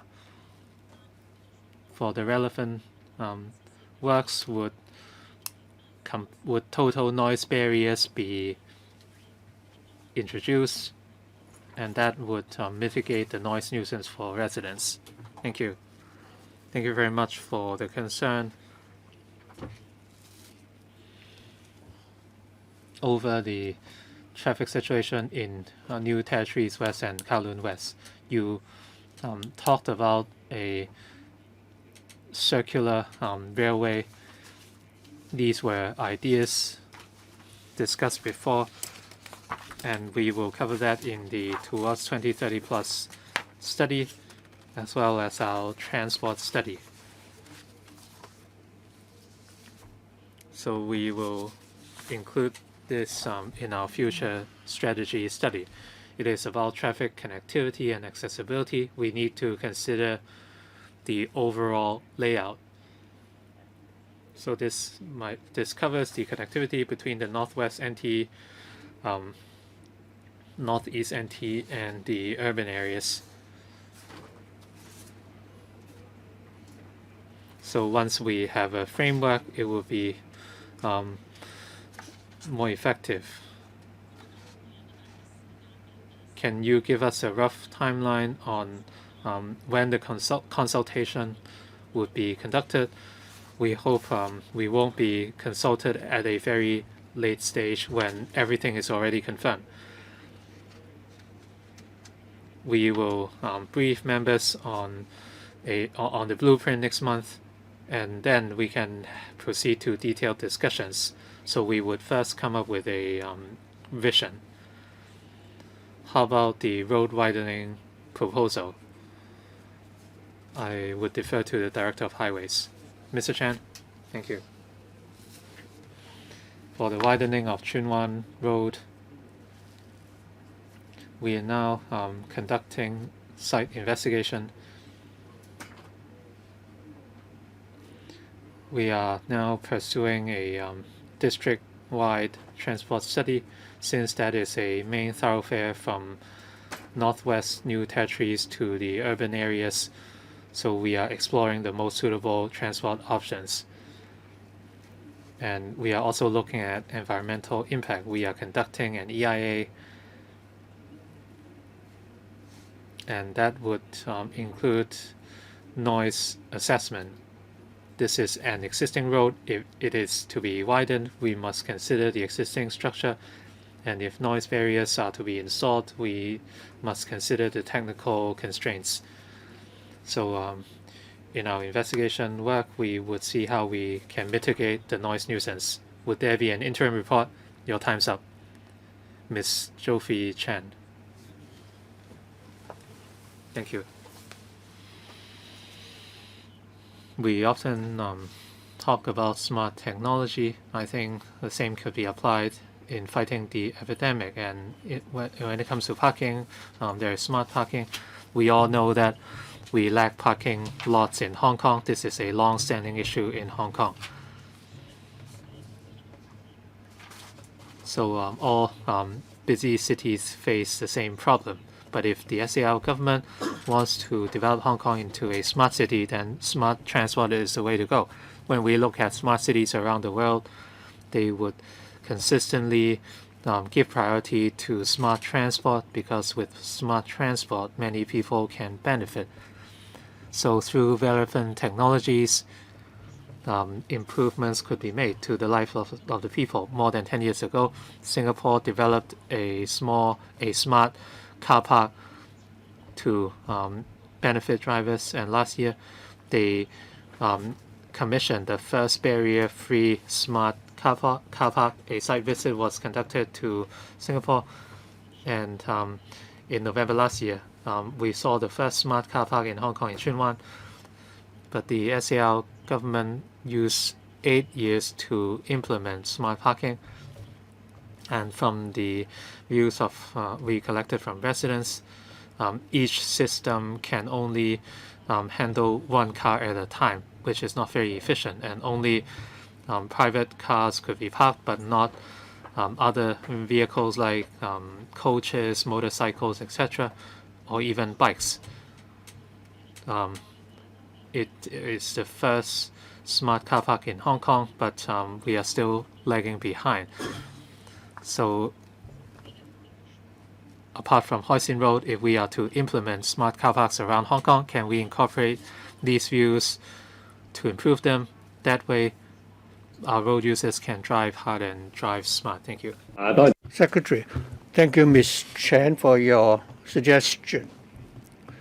Actually, the current administration attaches a lot of importance to green and smart transportation. I think in the discussion about smart car park, I think we already have several projects under planning at the airport and also in the Hong Kong Macau Zhuhai Bridge. We're going to build 2 large smart car parks which can park 5,000 to 6,000 cars in the urban area. Regarding urban area, Ms. Law can further supplement. Well, thank you, Ms. Chen, for the question. After we've made a start, the pace could actually be quickened. Say, for example, in Haoqing Road, because it was the first time that we have such a project, we only had 2 or 3 contractors interested in operating the car park. In the Pak Shek Kok project, when we call tender, I'm pleased to say that more than 10 contractors have expressed interest and have the ability, having learned from the successful experience of the Hoi Shing Road project. In December last year, we've already awarded the contract. By the end of this year, the Pak Shek Kok Smart Car Park will be commissioned. We will gradually roll out Sei Mei Street and the Yen Chao Street in Sam Shui Po Car Park, and also in Chai Wok Wan. We're going to build different forms of such smart parking systems. When we do this, for example, in Hoi Shing Road, we would build 1 car park space one by one. But in future projects, we would already be able to reduce the gap between the 2 car parks so that we can provide for more parking spaces. Sorry, Ms. Chen, your time is up. I don't think we can allow a follow-up question. Mr. Chen Yan-yun. Thank you. Secretary, you talk about, toll fees. As you said, these are tools. We don't have clear principles regarding the distribution of road resources. We have 19 tunnels. Some you have to pay a toll. Some it's toll free. So I wonder whether the bill will consider, first of all, reviewing the overall use of road resources. It's not just a question of toll fees. Once we have a territory-wide study, and then we can make use of technology to improve our, traffic management. Secondly, a few days ago, MTRC reduced the frequency of the trains after 8 p.m. Of course, we cannot allow them to run frequencies like those during the peak hours, during the slack hours. But given the epidemic, such public transport, when providing public transport services, they should not just bear costs in mind. The MTRC, can they tell us what is the, when you approve the MTRC to adjust the train frequency, have they consulted the public? Thank you. Basically, when we talk about toll fees and road charging, that is part of road management, or traffic management. In April, we will be coming back to the panel to consult members on this particular subject. As for public transport and the frequency during the evening, which is being reduced, that is basically because the demand has dropped. As sometimes I would also go out in the evening to find out about the actual situation. And I find that there are very few people, going out and about. So you ask during the non-peak hours, what is the traffic flow? I think on a daily basis, I think the MTRC take up more than 40%.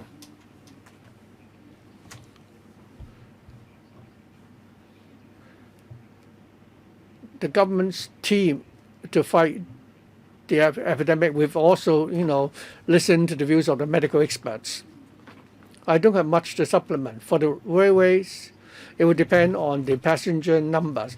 With, after we don't allow, dine in the evening and so on, I think we are abiding by the same principle. That is, if there's not such a keen demand in the evening, we would allow the public transport operators to reduce the frequency of the service.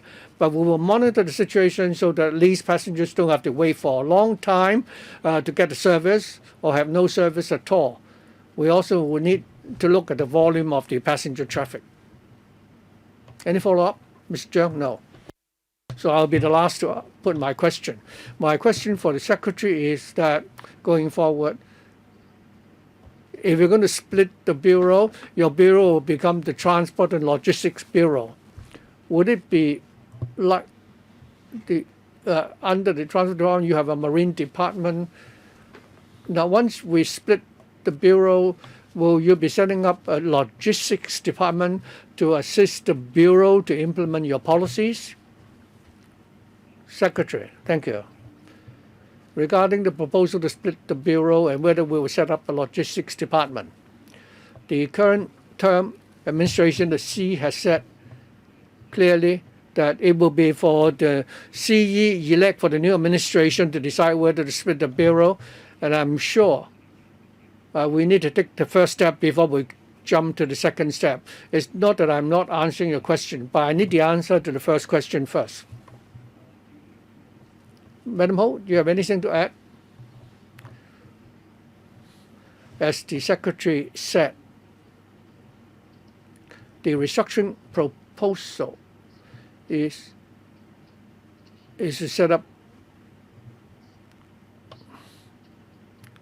well, the Transportation Bureau. When it comes to logistics, basically we're talking about transportation, like marine transport. The TD, the Marine Department. So these departments will continue to support the Transport Bureau. I think I'll need to find time to discuss this issue further with you. Another question I'd like to raise, I don't need an answer now. You've heard some colleagues saying that many members are speaking on behalf of the public that it would be best that you build a station underneath where the building they live. I'd like to ask whether the government could also, rely on other forms of public transport rather than letting the MTRC to act like a monopoly. For our public transport system, there is no balance. All the operators are facing difficulties, especially the ferry operators and the PLB operators. So I'd like to ask what policies the government have to address that issue. I will have a discussion with members of the election committee to see whether we can find a long-term solution. And once we come to a conclusion, we will take this up further with the Bureau. But you're welcome to give a response now. Regarding public transport in Hong Kong, be it railway, franchise and non-franchise buses, PLBs, taxis, or even ferries and kaitos. In our overall plan, they all have their role to play. Our position is that each and every operator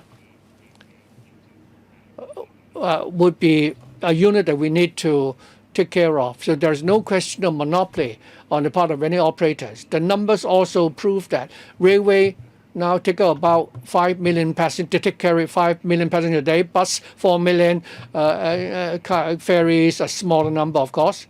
Although they carry a smaller number of passengers, but road is still indispensable. So we would ensure that all the operators have room for survival and operation and operating in a sustainable manner. As to how we can further, enhance the collaboration, I think we can have further discussion on that later on. Like I said, once we have some, ideas, we can explore them further with the Bureau. Okay, with that, we may now end our discussion here, and I'd like to thank the Secretary and his team for coming to meeting for this item.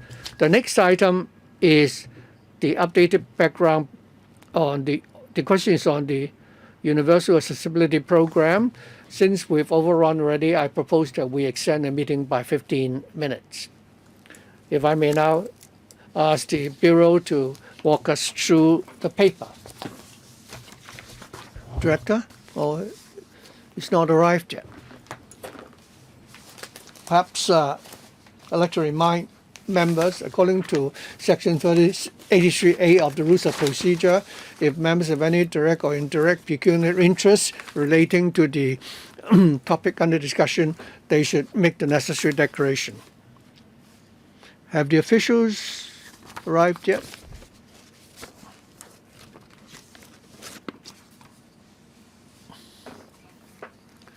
It's already 10:25. If I extend the meeting by 15 minutes, I'm afraid that after the presentation by the Bureau, we don't have time. So I'd like to ask members whether you would agree to our further extending the meeting by another 15 minutes. That is, we will run until 11. I don't see anyone putting up their hands to object. So our meeting will therefore adjourn at 11. Are the officials ready? Okay, please go ahead. Thank you, Chairman. Together with the Highways Department and the Transport Department, we're here today to report to members on the Universal Accessibility Program and the uphill escalator link system and the latest progress, and also to brief members on our work plan for 2022-2023. The government has all along been striving to provide, universal accessibility of passengers. In August 2012, we started to launch a UA program. Up to now, the program has been running smoothly. By end of January 2022, we've already completed 179 projects with 93 which are ongoing.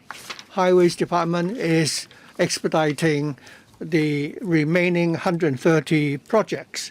We expect that in the next 3 years, there will be roughly 80 projects coming on stream and be implemented and open to the public. In order to pay for the cost for the UA program, we expect that for 2022-2023 financial year, we need to spend $590 million for the project, and we hope to have the support of members. The administration will continue to implement the uphill escalator link in order to improve the accessibility to the uphill area.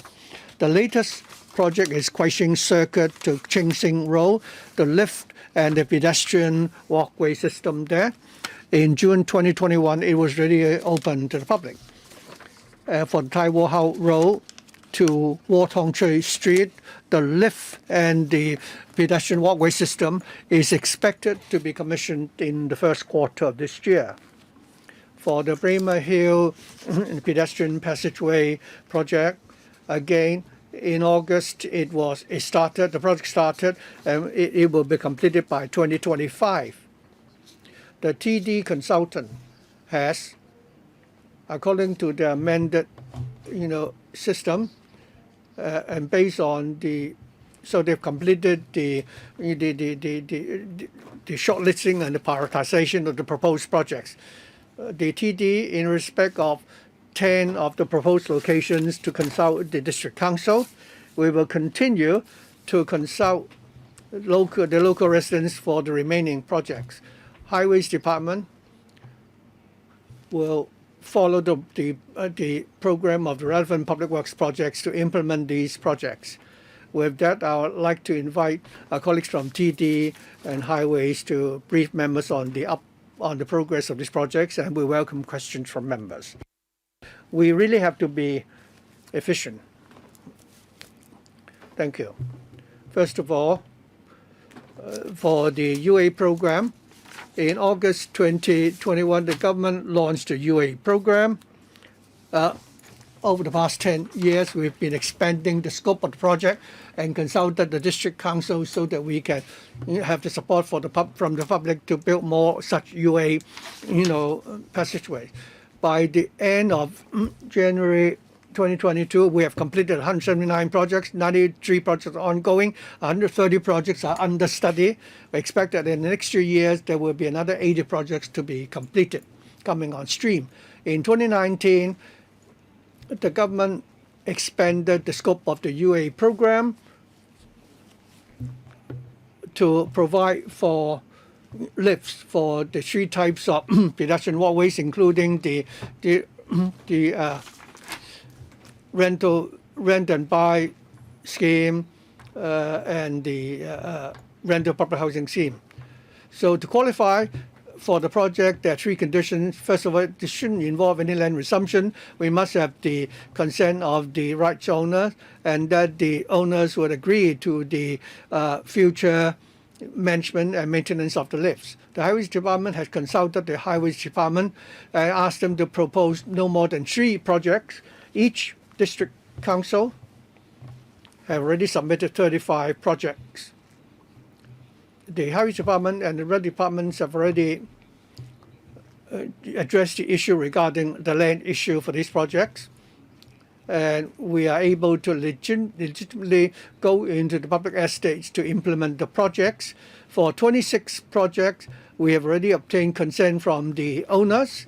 And there are 4 projects for which we have already completed the detailed design. And we will gradually start the investigation and design work for the remaining projects. Overall, for the UA programs, the Highway Department has already completed 179 projects, 89 underway, 103 under study. For special projects, we have 4 projects under construction and 27 which are being studied at the moment. I realize that many people want to see the expedition of these projects. In October last year, the Highways Department granted the first contract using the MIC approach, or modular integrated construction. We completed the fitting of the tower or lift shafts, and benefits include greater efficiency and cost effectiveness, and to ensure construction or work safety.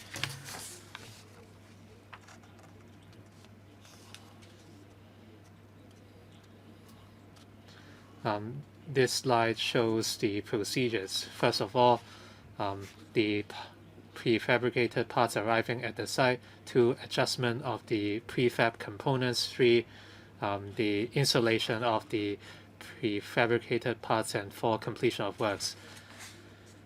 This approach allows the expedition of the works under the Universal Accessibility Program. In terms of the 2022 to 23 budget, we hope to reserve $590 million for the program, and we call for member support. And now I'd like to provide a progress update on the hillside escalator links and elevator systems, or HEL. Among the 18 projects carried out, 6 have been completed and commissioned for public use. These include Waterloo Hill, Suk-yee, Kwai Sing Wai to Kwai Sing Wai. These HAL projects have been commissioned in recent years. 3 projects are in progress. The Taiwo Hao Road to Watong Chui Street lift and escalator link could be commissioned by the first quarter this year. For the 8 other projects, they are at different stages of planning, investigation, and design. For the revised HEL systems, among the 114 projects, we gave priority to 10, and we consulted the relevant district councils, including Central and Western, Wan Chai, Eastern, Sham Shui Po, Sha Tin, Tsuen Wan, and Kwai Ching. and support was received. The Highways Department has started the implementation of these projects based on the Public Works plans. Members who wish to speak, please press the button and I will draw the line. 9 members have pressed the button. Since time is limited, I will provide 2 minutes each. Please be brief as you speak. First, Mr. Michael Look.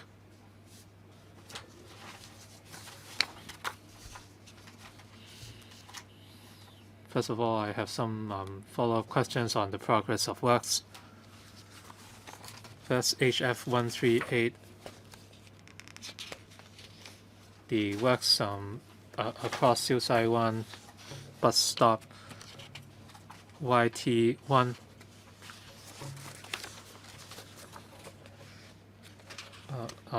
another project in Eastern District along at Yutong Estate FW01 a district in Eastern District and Tonghua Estate, and there are new projects as well in Yunnan and Tianshui Wai NF 383 across Wetland Road near Tianshui Road NF 392 across Tin Kwai Road and Wetland Park. So these are phase 3 projects. Another special scheme project in Tuen Mun OT 301 across Yaoi Road and Tuen Mun Rural Committee Road, connecting Han's and Yao Hei House of Yunnan. Thank you for your questions. You cited a number of projects. Some are in the second phase, some in the third phase, and some under the special scheme. For the second phase projects, basically we have reached the construction stage. Most will be completed by 2023 or 24. For phase 3 works, some are in construction phase. Some of the items under third phase entered the construction phase last year, and this year 3 contracts will start and they will be completed from 2024 to 26. For the special scheme, the consultancy contract started last year and this year.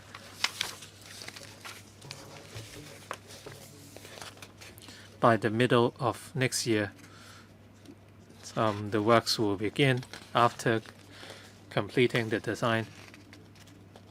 So the completion timelines are between 2023 to 26.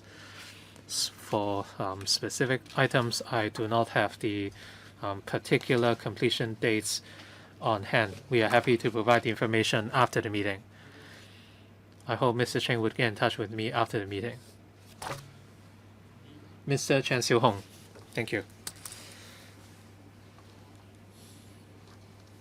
I support the Universal Accessibility Program because it enhances pedestrian connectivity and environment, and I have some questions on the program. How can we expedite the UA program? I'm happy to hear that MIC has been adopted to expedite the completion timelines. I hope more measures could be carried out to speed up the completion of these works. Many elderly citizens are eagerly waiting for these facilities. Some projects are remotely located. Directions are lacking. For instance, in Yaomate, across Ferry Street, across Waterloo Street, across Hip Wall Street in Kwun Tong, etc. What plans does the government have to refine the existing projects to ensure that these facilities can meet public expectations? Director? Thank you. Mr. Chan?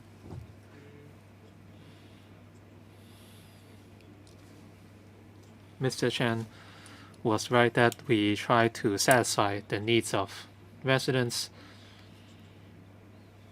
And in terms of progress, we are trying to expedite other works as well. As for meeting the expectations of the public, before we commence the projects, we would consult stakeholders located nearby, such as the residential homes for the elderly. Even during the construction stage, we would maintain communication with different stakeholders. Even at the planning stage, we would consider expanding our consultation exercise. Any follow-up questions? No. Next, Mr. Gary Chan. 陳克勤議員係。 Mr. Chan, am I coming through? Yes. Chairman,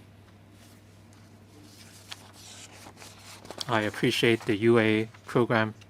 So with new lifts and escalator links, that would benefit a lot of residents. Sometimes after elevators are built, maintenance is lacking because some elevators break down all the time. So I hope the government can pay more attention to the quality of escalators and elevators. At Annex 6 at Shui-Wo House, there is an escalator. So this is item 18. Can you brief us on the progress? Finally, I'd like to know more about the criteria for introducing these escalator links and elevators. And one of the criteria is that the level difference is not more than 6 meters. From Sha Tin to Shek Mun Estate City 1, there's a location earmarked for an escalator. The level difference is a bit more than 5 meters or about 20 centimeters less than the standard. You decided against building an escalator despite needs from residents. So in terms of the selection criteria, can you allow some flexibility? So in terms of the selection criteria, could you provide any discretion?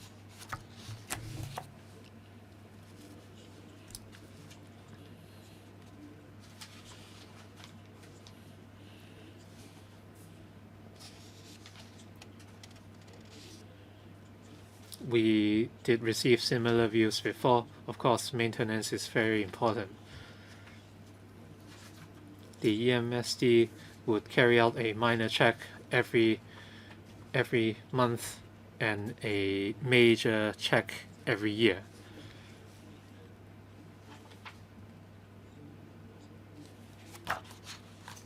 So the maintenance of most elevators satisfies our requirements. And if we encounter any problems, we would follow them up with the EMSD. Thank you. Next, Chairman. What about the cases at Shui-Wo House so they can answer the questions after the meeting? Mr. Young Wing Kit. Mr. Young Wing Kit. Thank you. I'd like to follow up on one project. The WTS 04 project. In the project, there is an extension plan. I hope to be updated on the progress. I have two suggestions for the Bureau. First of all, Long Chang Road, Bohemia Garden, you can build a lift there. That has been proposed by the District Council. Lok Fu Chun to Lok Fu Shopping Center. I hope you can have a special scheme to implement the project because the UA program and the uphill escalator link are good projects. I hope the government will expedite on those projects. Director or Mr. Zhang? Thank you for the question. Regarding WT04 in project in Wong Tai Sin along Chongjung Road. At the end of last year or early this year rather, before the Chinese New Year, regarding the closure of the slow lane, we've already reopened that lane, and that has been welcomed by the local residents. Regarding the commissioner date, by the end of this year or early next year, we are confident that the lift will be able to be commissioned. As for the other special project, we will consider after the meeting further these two projects. Regarding Punching Court project, I'm grateful to the Highways Department for the work.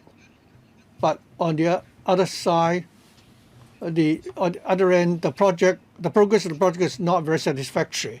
I hope Highways will expedite the progress of the project. Next, Mr. Chan Hak-kan. Thank you. Can you hear me? Yes. I think the UA program is a very good program, and I welcome that. After these facilities have been built in different parts of the territory, it has been very convenient for the residents. But I hope there can be improvements in certain areas. For example, at the Discovery Mall and Cheung Hong Estate, you are building these UA walkways, but there are some pedestrian walkways in the vicinity which are covered. So when you build these lifts, I hope you can also cover the pedestrian walkways linking up with the existing pedestrian walkways, so that people, when they take these lifts, they don't have to suffer from the weather, so that the entire pedestrian walkway will be more accessible. And secondly, for the uphill lift link system, I have been fighting for the construction of these, uphill escalator links. The government has promised that there will be 114 such projects. Once the government receives a proposal, they will immediately proceed with the study. We've only listed 10 projects. We thought that it would take 10 years. For 114 projects, are you going to take 114 years before you can complete all these projects? Do you have a priority regarding the specific proposals, the priority of the proposals put forward by members? Let me talk about the UA program, and then our colleague will supplement on the uphill escalator links. We've heard Mr. Chan's comment regarding the UA program. Wherever feasible, we will consider further enhancing the covered pedestrian walkways so that they can tie in with the escalator links and elevators. We certainly consider that and welcome, and we thank you for your suggestion. Regarding the uphill escalator links and elevators, in the new design, we would also very much like to expedite these projects. In the screening process, we've already included elements so that if we can, after we've conducted the preliminary assessment, these projects which have already been assessed will be able to carry out smoothly in the next stage. In terms of the environmental and visual impact, we will also take that into account. The new mechanism, we hope, will be able to expedite these projects after we've learned from previous experience. Of the 114 projects, in phase one, we'll carry out the screening. Of the 84 projects, after the initial screening, half of the projects have been screened out. For the remaining projects, we will, based on the mechanism, bearing in mind, the cost effectiveness, come to a decision. For the 10 priority projects, there are definitely social benefits, and we will proceed with those first. However, we will continue to review the other projects. Once they are proven to be, efficient, we will implement them as soon as possible. Mr. Kwong Fuk. Thank you. First of all, the UA program definitely is a good program since its implementation. Well, I'd like to thank the departments for the effort because it's been welcomed by the residents. Not only does it provide UA, accessibility for the handicapped, it's also a good way to cope with the population growth. I'm concerned about the project, the uphill, link system 04 in Sai Wan Hall. I think the District Council has agreed to go ahead with this project. I'd like to know about the progress. HFF 138 Siu Sai Wan bus terminal. The project started in July 2020, scheduled for completion by August 2020. But now we are told that we have to wait until March 2023. So that's been a delay for more than 6 months. For the delay of these projects, is such a delay very common? What is the reason for that? Are there penalties for the late delivery of the projects? And do you have some measures in place so that if a contractor can finish the project ahead of time, will there be also incentives and so on? Director.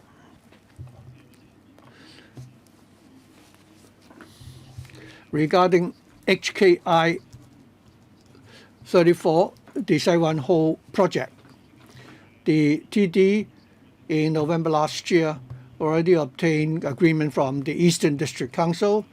Highways has now already conducted a preliminary technical assessment study for the project to find out, that is, when we implement the project going forward, will there be any unforeseeable or unsurmountable problems such as land issue or other technical problems. Once we finish with that, the project can proceed to the next stage of design. Chairman. Mr. Kwok. Let's talk about HF 138, the Siu Sai Wan project. We are aware of the project. The facilities underground there is very complicated. So after consulting the local residents, it will take a few years to amend the facilities. That's why we've changed the design. Mr. Kwok asked why sometimes we have delays for this project. Well, the underground facilities is one problem, and we also need to address certain issues raised by other people, or we may need to relocate some of the trees. If the contractor doesn't have a reasonable explanation for the delay, so in the contract there will be ways to deal with that. As to whether or not we can provide incentives and rewards for early delivery of the project. For the project which started at the end of last year, we will consider implementing some sort of incentive system. If the contractor could deliver the project early, then we can actually refund some of the cost for the contract. We have 3 other members in the queue, and there are 6 minutes remaining, so I don't think we have enough time for that.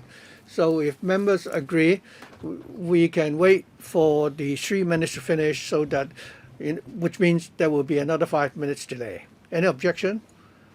If not, Mr. Chan Hak-kan. Thank you. Of course, I support the UA program and the uphill escalator link system. I will not comment on the details in respect of each and every project. I've already submitted our views to the department. I hope they will give me a written response to those questions. I'm concerned about 2 questions. For these escalators and lifts, after they have been built, maintenance and repair is a big issue. The MSD is responsible for the mechanical part, but for the cleaning issue, this is a major issue. We often receive complaints because the department like to use glass in building these lifts. The Kai Fong find the lifts are very good, but then there is the cleanliness issue. So how can we ensure that we can maintain proper hygiene in these lifts? And secondly, you've already built so many of these escalators and lifts. The government is encouraging old buildings to install these lifts, but there are not enough, contractors in the market. How can you ensure that there are enough manpower to do that? The owners corporation now will have to pay more and more for such projects if there is a shortage of manpower. Maybe I can give a brief response to Mr. Chan's question. Regarding repair and maintenance and the cleaning issue of these lifts and escalators, we are well aware of the problem. Every year, we would conduct, minor and major maintenance work. We will also, come up with ways to enhance the cleaning of these lifts. We hope that going forward, we can come up with more specific plans to do that. As for the supply of manpower in the market for the lift projects, I think we would stipulate in the contract and bear in mind that the market will not be saturated. Our understanding from the contractor is that they do have sufficient manpower, so Mr. Chen doesn't have to worry too much. Mr. Chen, during the epidemic period, the Highway Department has already deployed more manpower to enhance the cleaning. No more further follow-up, I'm sorry. Mr. Lee Sai-ying. Thank you. Oh, this is a good program. We should expedite the UA program. I understand that. I'd like to know there's so many projects. How many contractors have you asked to undertake these projects? If you only, entrust these works to a few contractors, there's a problem. In 2017, when I was the chairman of the T&D committee in the district council, we voted on these projects and it took a long time. And that project we voted on in 2017 is yet to be completed. 5 years have elapsed and the lift is yet to be built. Well, how can you expedite the procedure? What ways does the department have other than the MIC approach? For the phase 1 projects which have yet to be completed, will you give priority to those?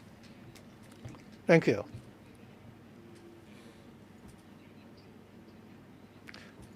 When we'll first recruit the consultants and then the contractors. The consultants, I can say there are many such consultants, and for the contractors, we have 25 contracts which involve 24 contractors. And there are Cat C and Cat B contractors. So in terms of recruitment and manpower, there is no major issue. Some projects are slow in delivery because there are descending views in terms of planning and so on. In implementing the UA program, once we resolve all the issues, we will go ahead with them as soon as possible. And we also hope to be able to implement more projects as soon as possible.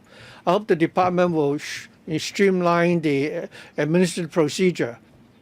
Otherwise, there will be long delays for these projects. Well, thank you for the question. We are carrying out many projects simultaneously, 103 under this, being in the design stage. So we have colleagues in different units, proceeding with such work. I hope after the meeting for the, item 16 for the uphill escalator link project, I hope I can get a written response to my question. Next, Ms. Lam So Wai.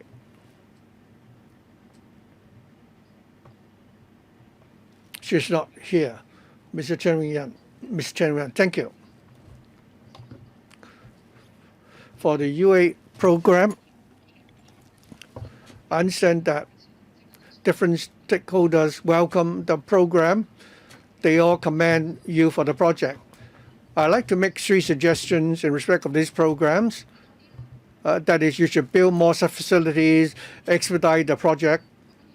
Regarding building more such facilities, some members have already said that at the district council, when I was a district councillor, I've come across a situation in which you only ask us to propose 3 projects, and there's a lot of competition in the district.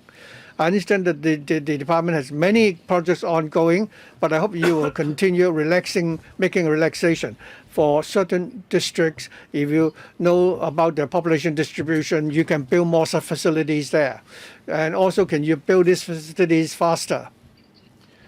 There are some proposals for expediting these projects. You talk about, incentives. What about penalties?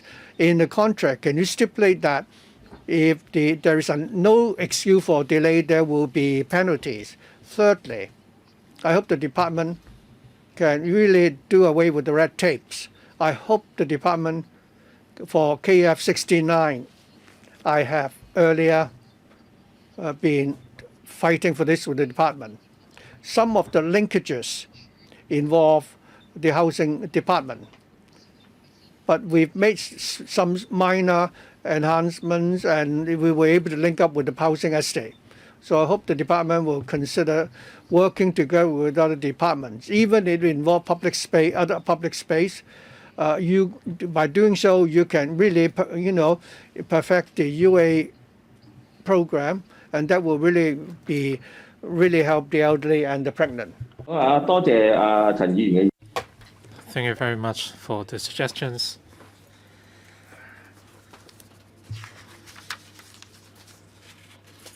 We do not impose a cap on the number of projects under the UA program. For the special scheme and expanded program, we ask each district council to identify 3 sites or locations as priority items. So where possible, we would implement as many items as possible.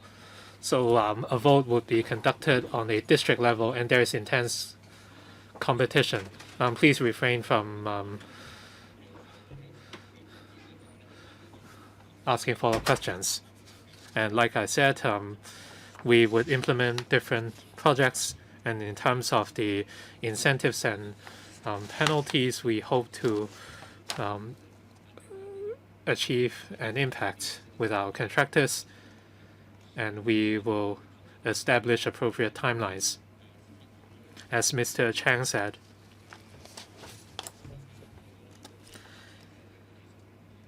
for the UA program, we would carry out district consultation, and there will be detailed discussions. So we will take in views on the projects from specific users, and we will then decide how best to design these projects. Ms. Lam So Wai.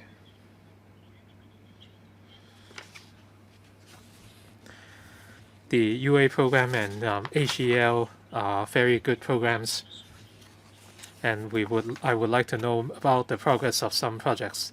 Chongjung to Po Hong Road, HEL, item 14, and item 16 from Po Hong Road to Shai Sha. Many people have been waiting for years for the HEL, and they have to walk hundreds of steps of stairs every day, which is very challenging for them. It took more than 10 years to discuss the relevant projects. I hope the government can provide a construction timeline for these projects to finally end the wait for residents. I'd like to talk about these 2 HEL projects. For Fupo Garden, another member asked a question about the project. The design work of the Highways Department has reached its final stage, and hopefully in the current legislative session we can apply for funding from LESCO on the construction, and we will also consult the transport panel, and we look forward to member support. For Polam North Road at Changkwano, we are at the preliminary design stage. If there are any updates on the project, we would communicate with members. Thank you. Any follow-up questions? No. Thank you. Project manager. Most members today followed up on the timelines of specific projects. So in your tables, could you introduce a new column showing the expected completion date? That way, it will be easier for members to follow up on the progress with you. Item 5, any other business? I'd like to talk about the setting up of a subcommittee on issues relating to railways. On February the 11th, the Secretariat has sent the relevant papers to members by email. That is paper CB brackets 487/2022. The paper contains a proposal on the terms of reference and work plan of the subcommittee. Please return the slip attached to the Secretariat by February the 17th, which is a Thursday, to indicate whether you support the passage of the paper. If you have questions, please get in touch with the Secretariat. If there is no other business, the meeting is adjourned. Thank you very much. I'd like to thank the officials for attending as well.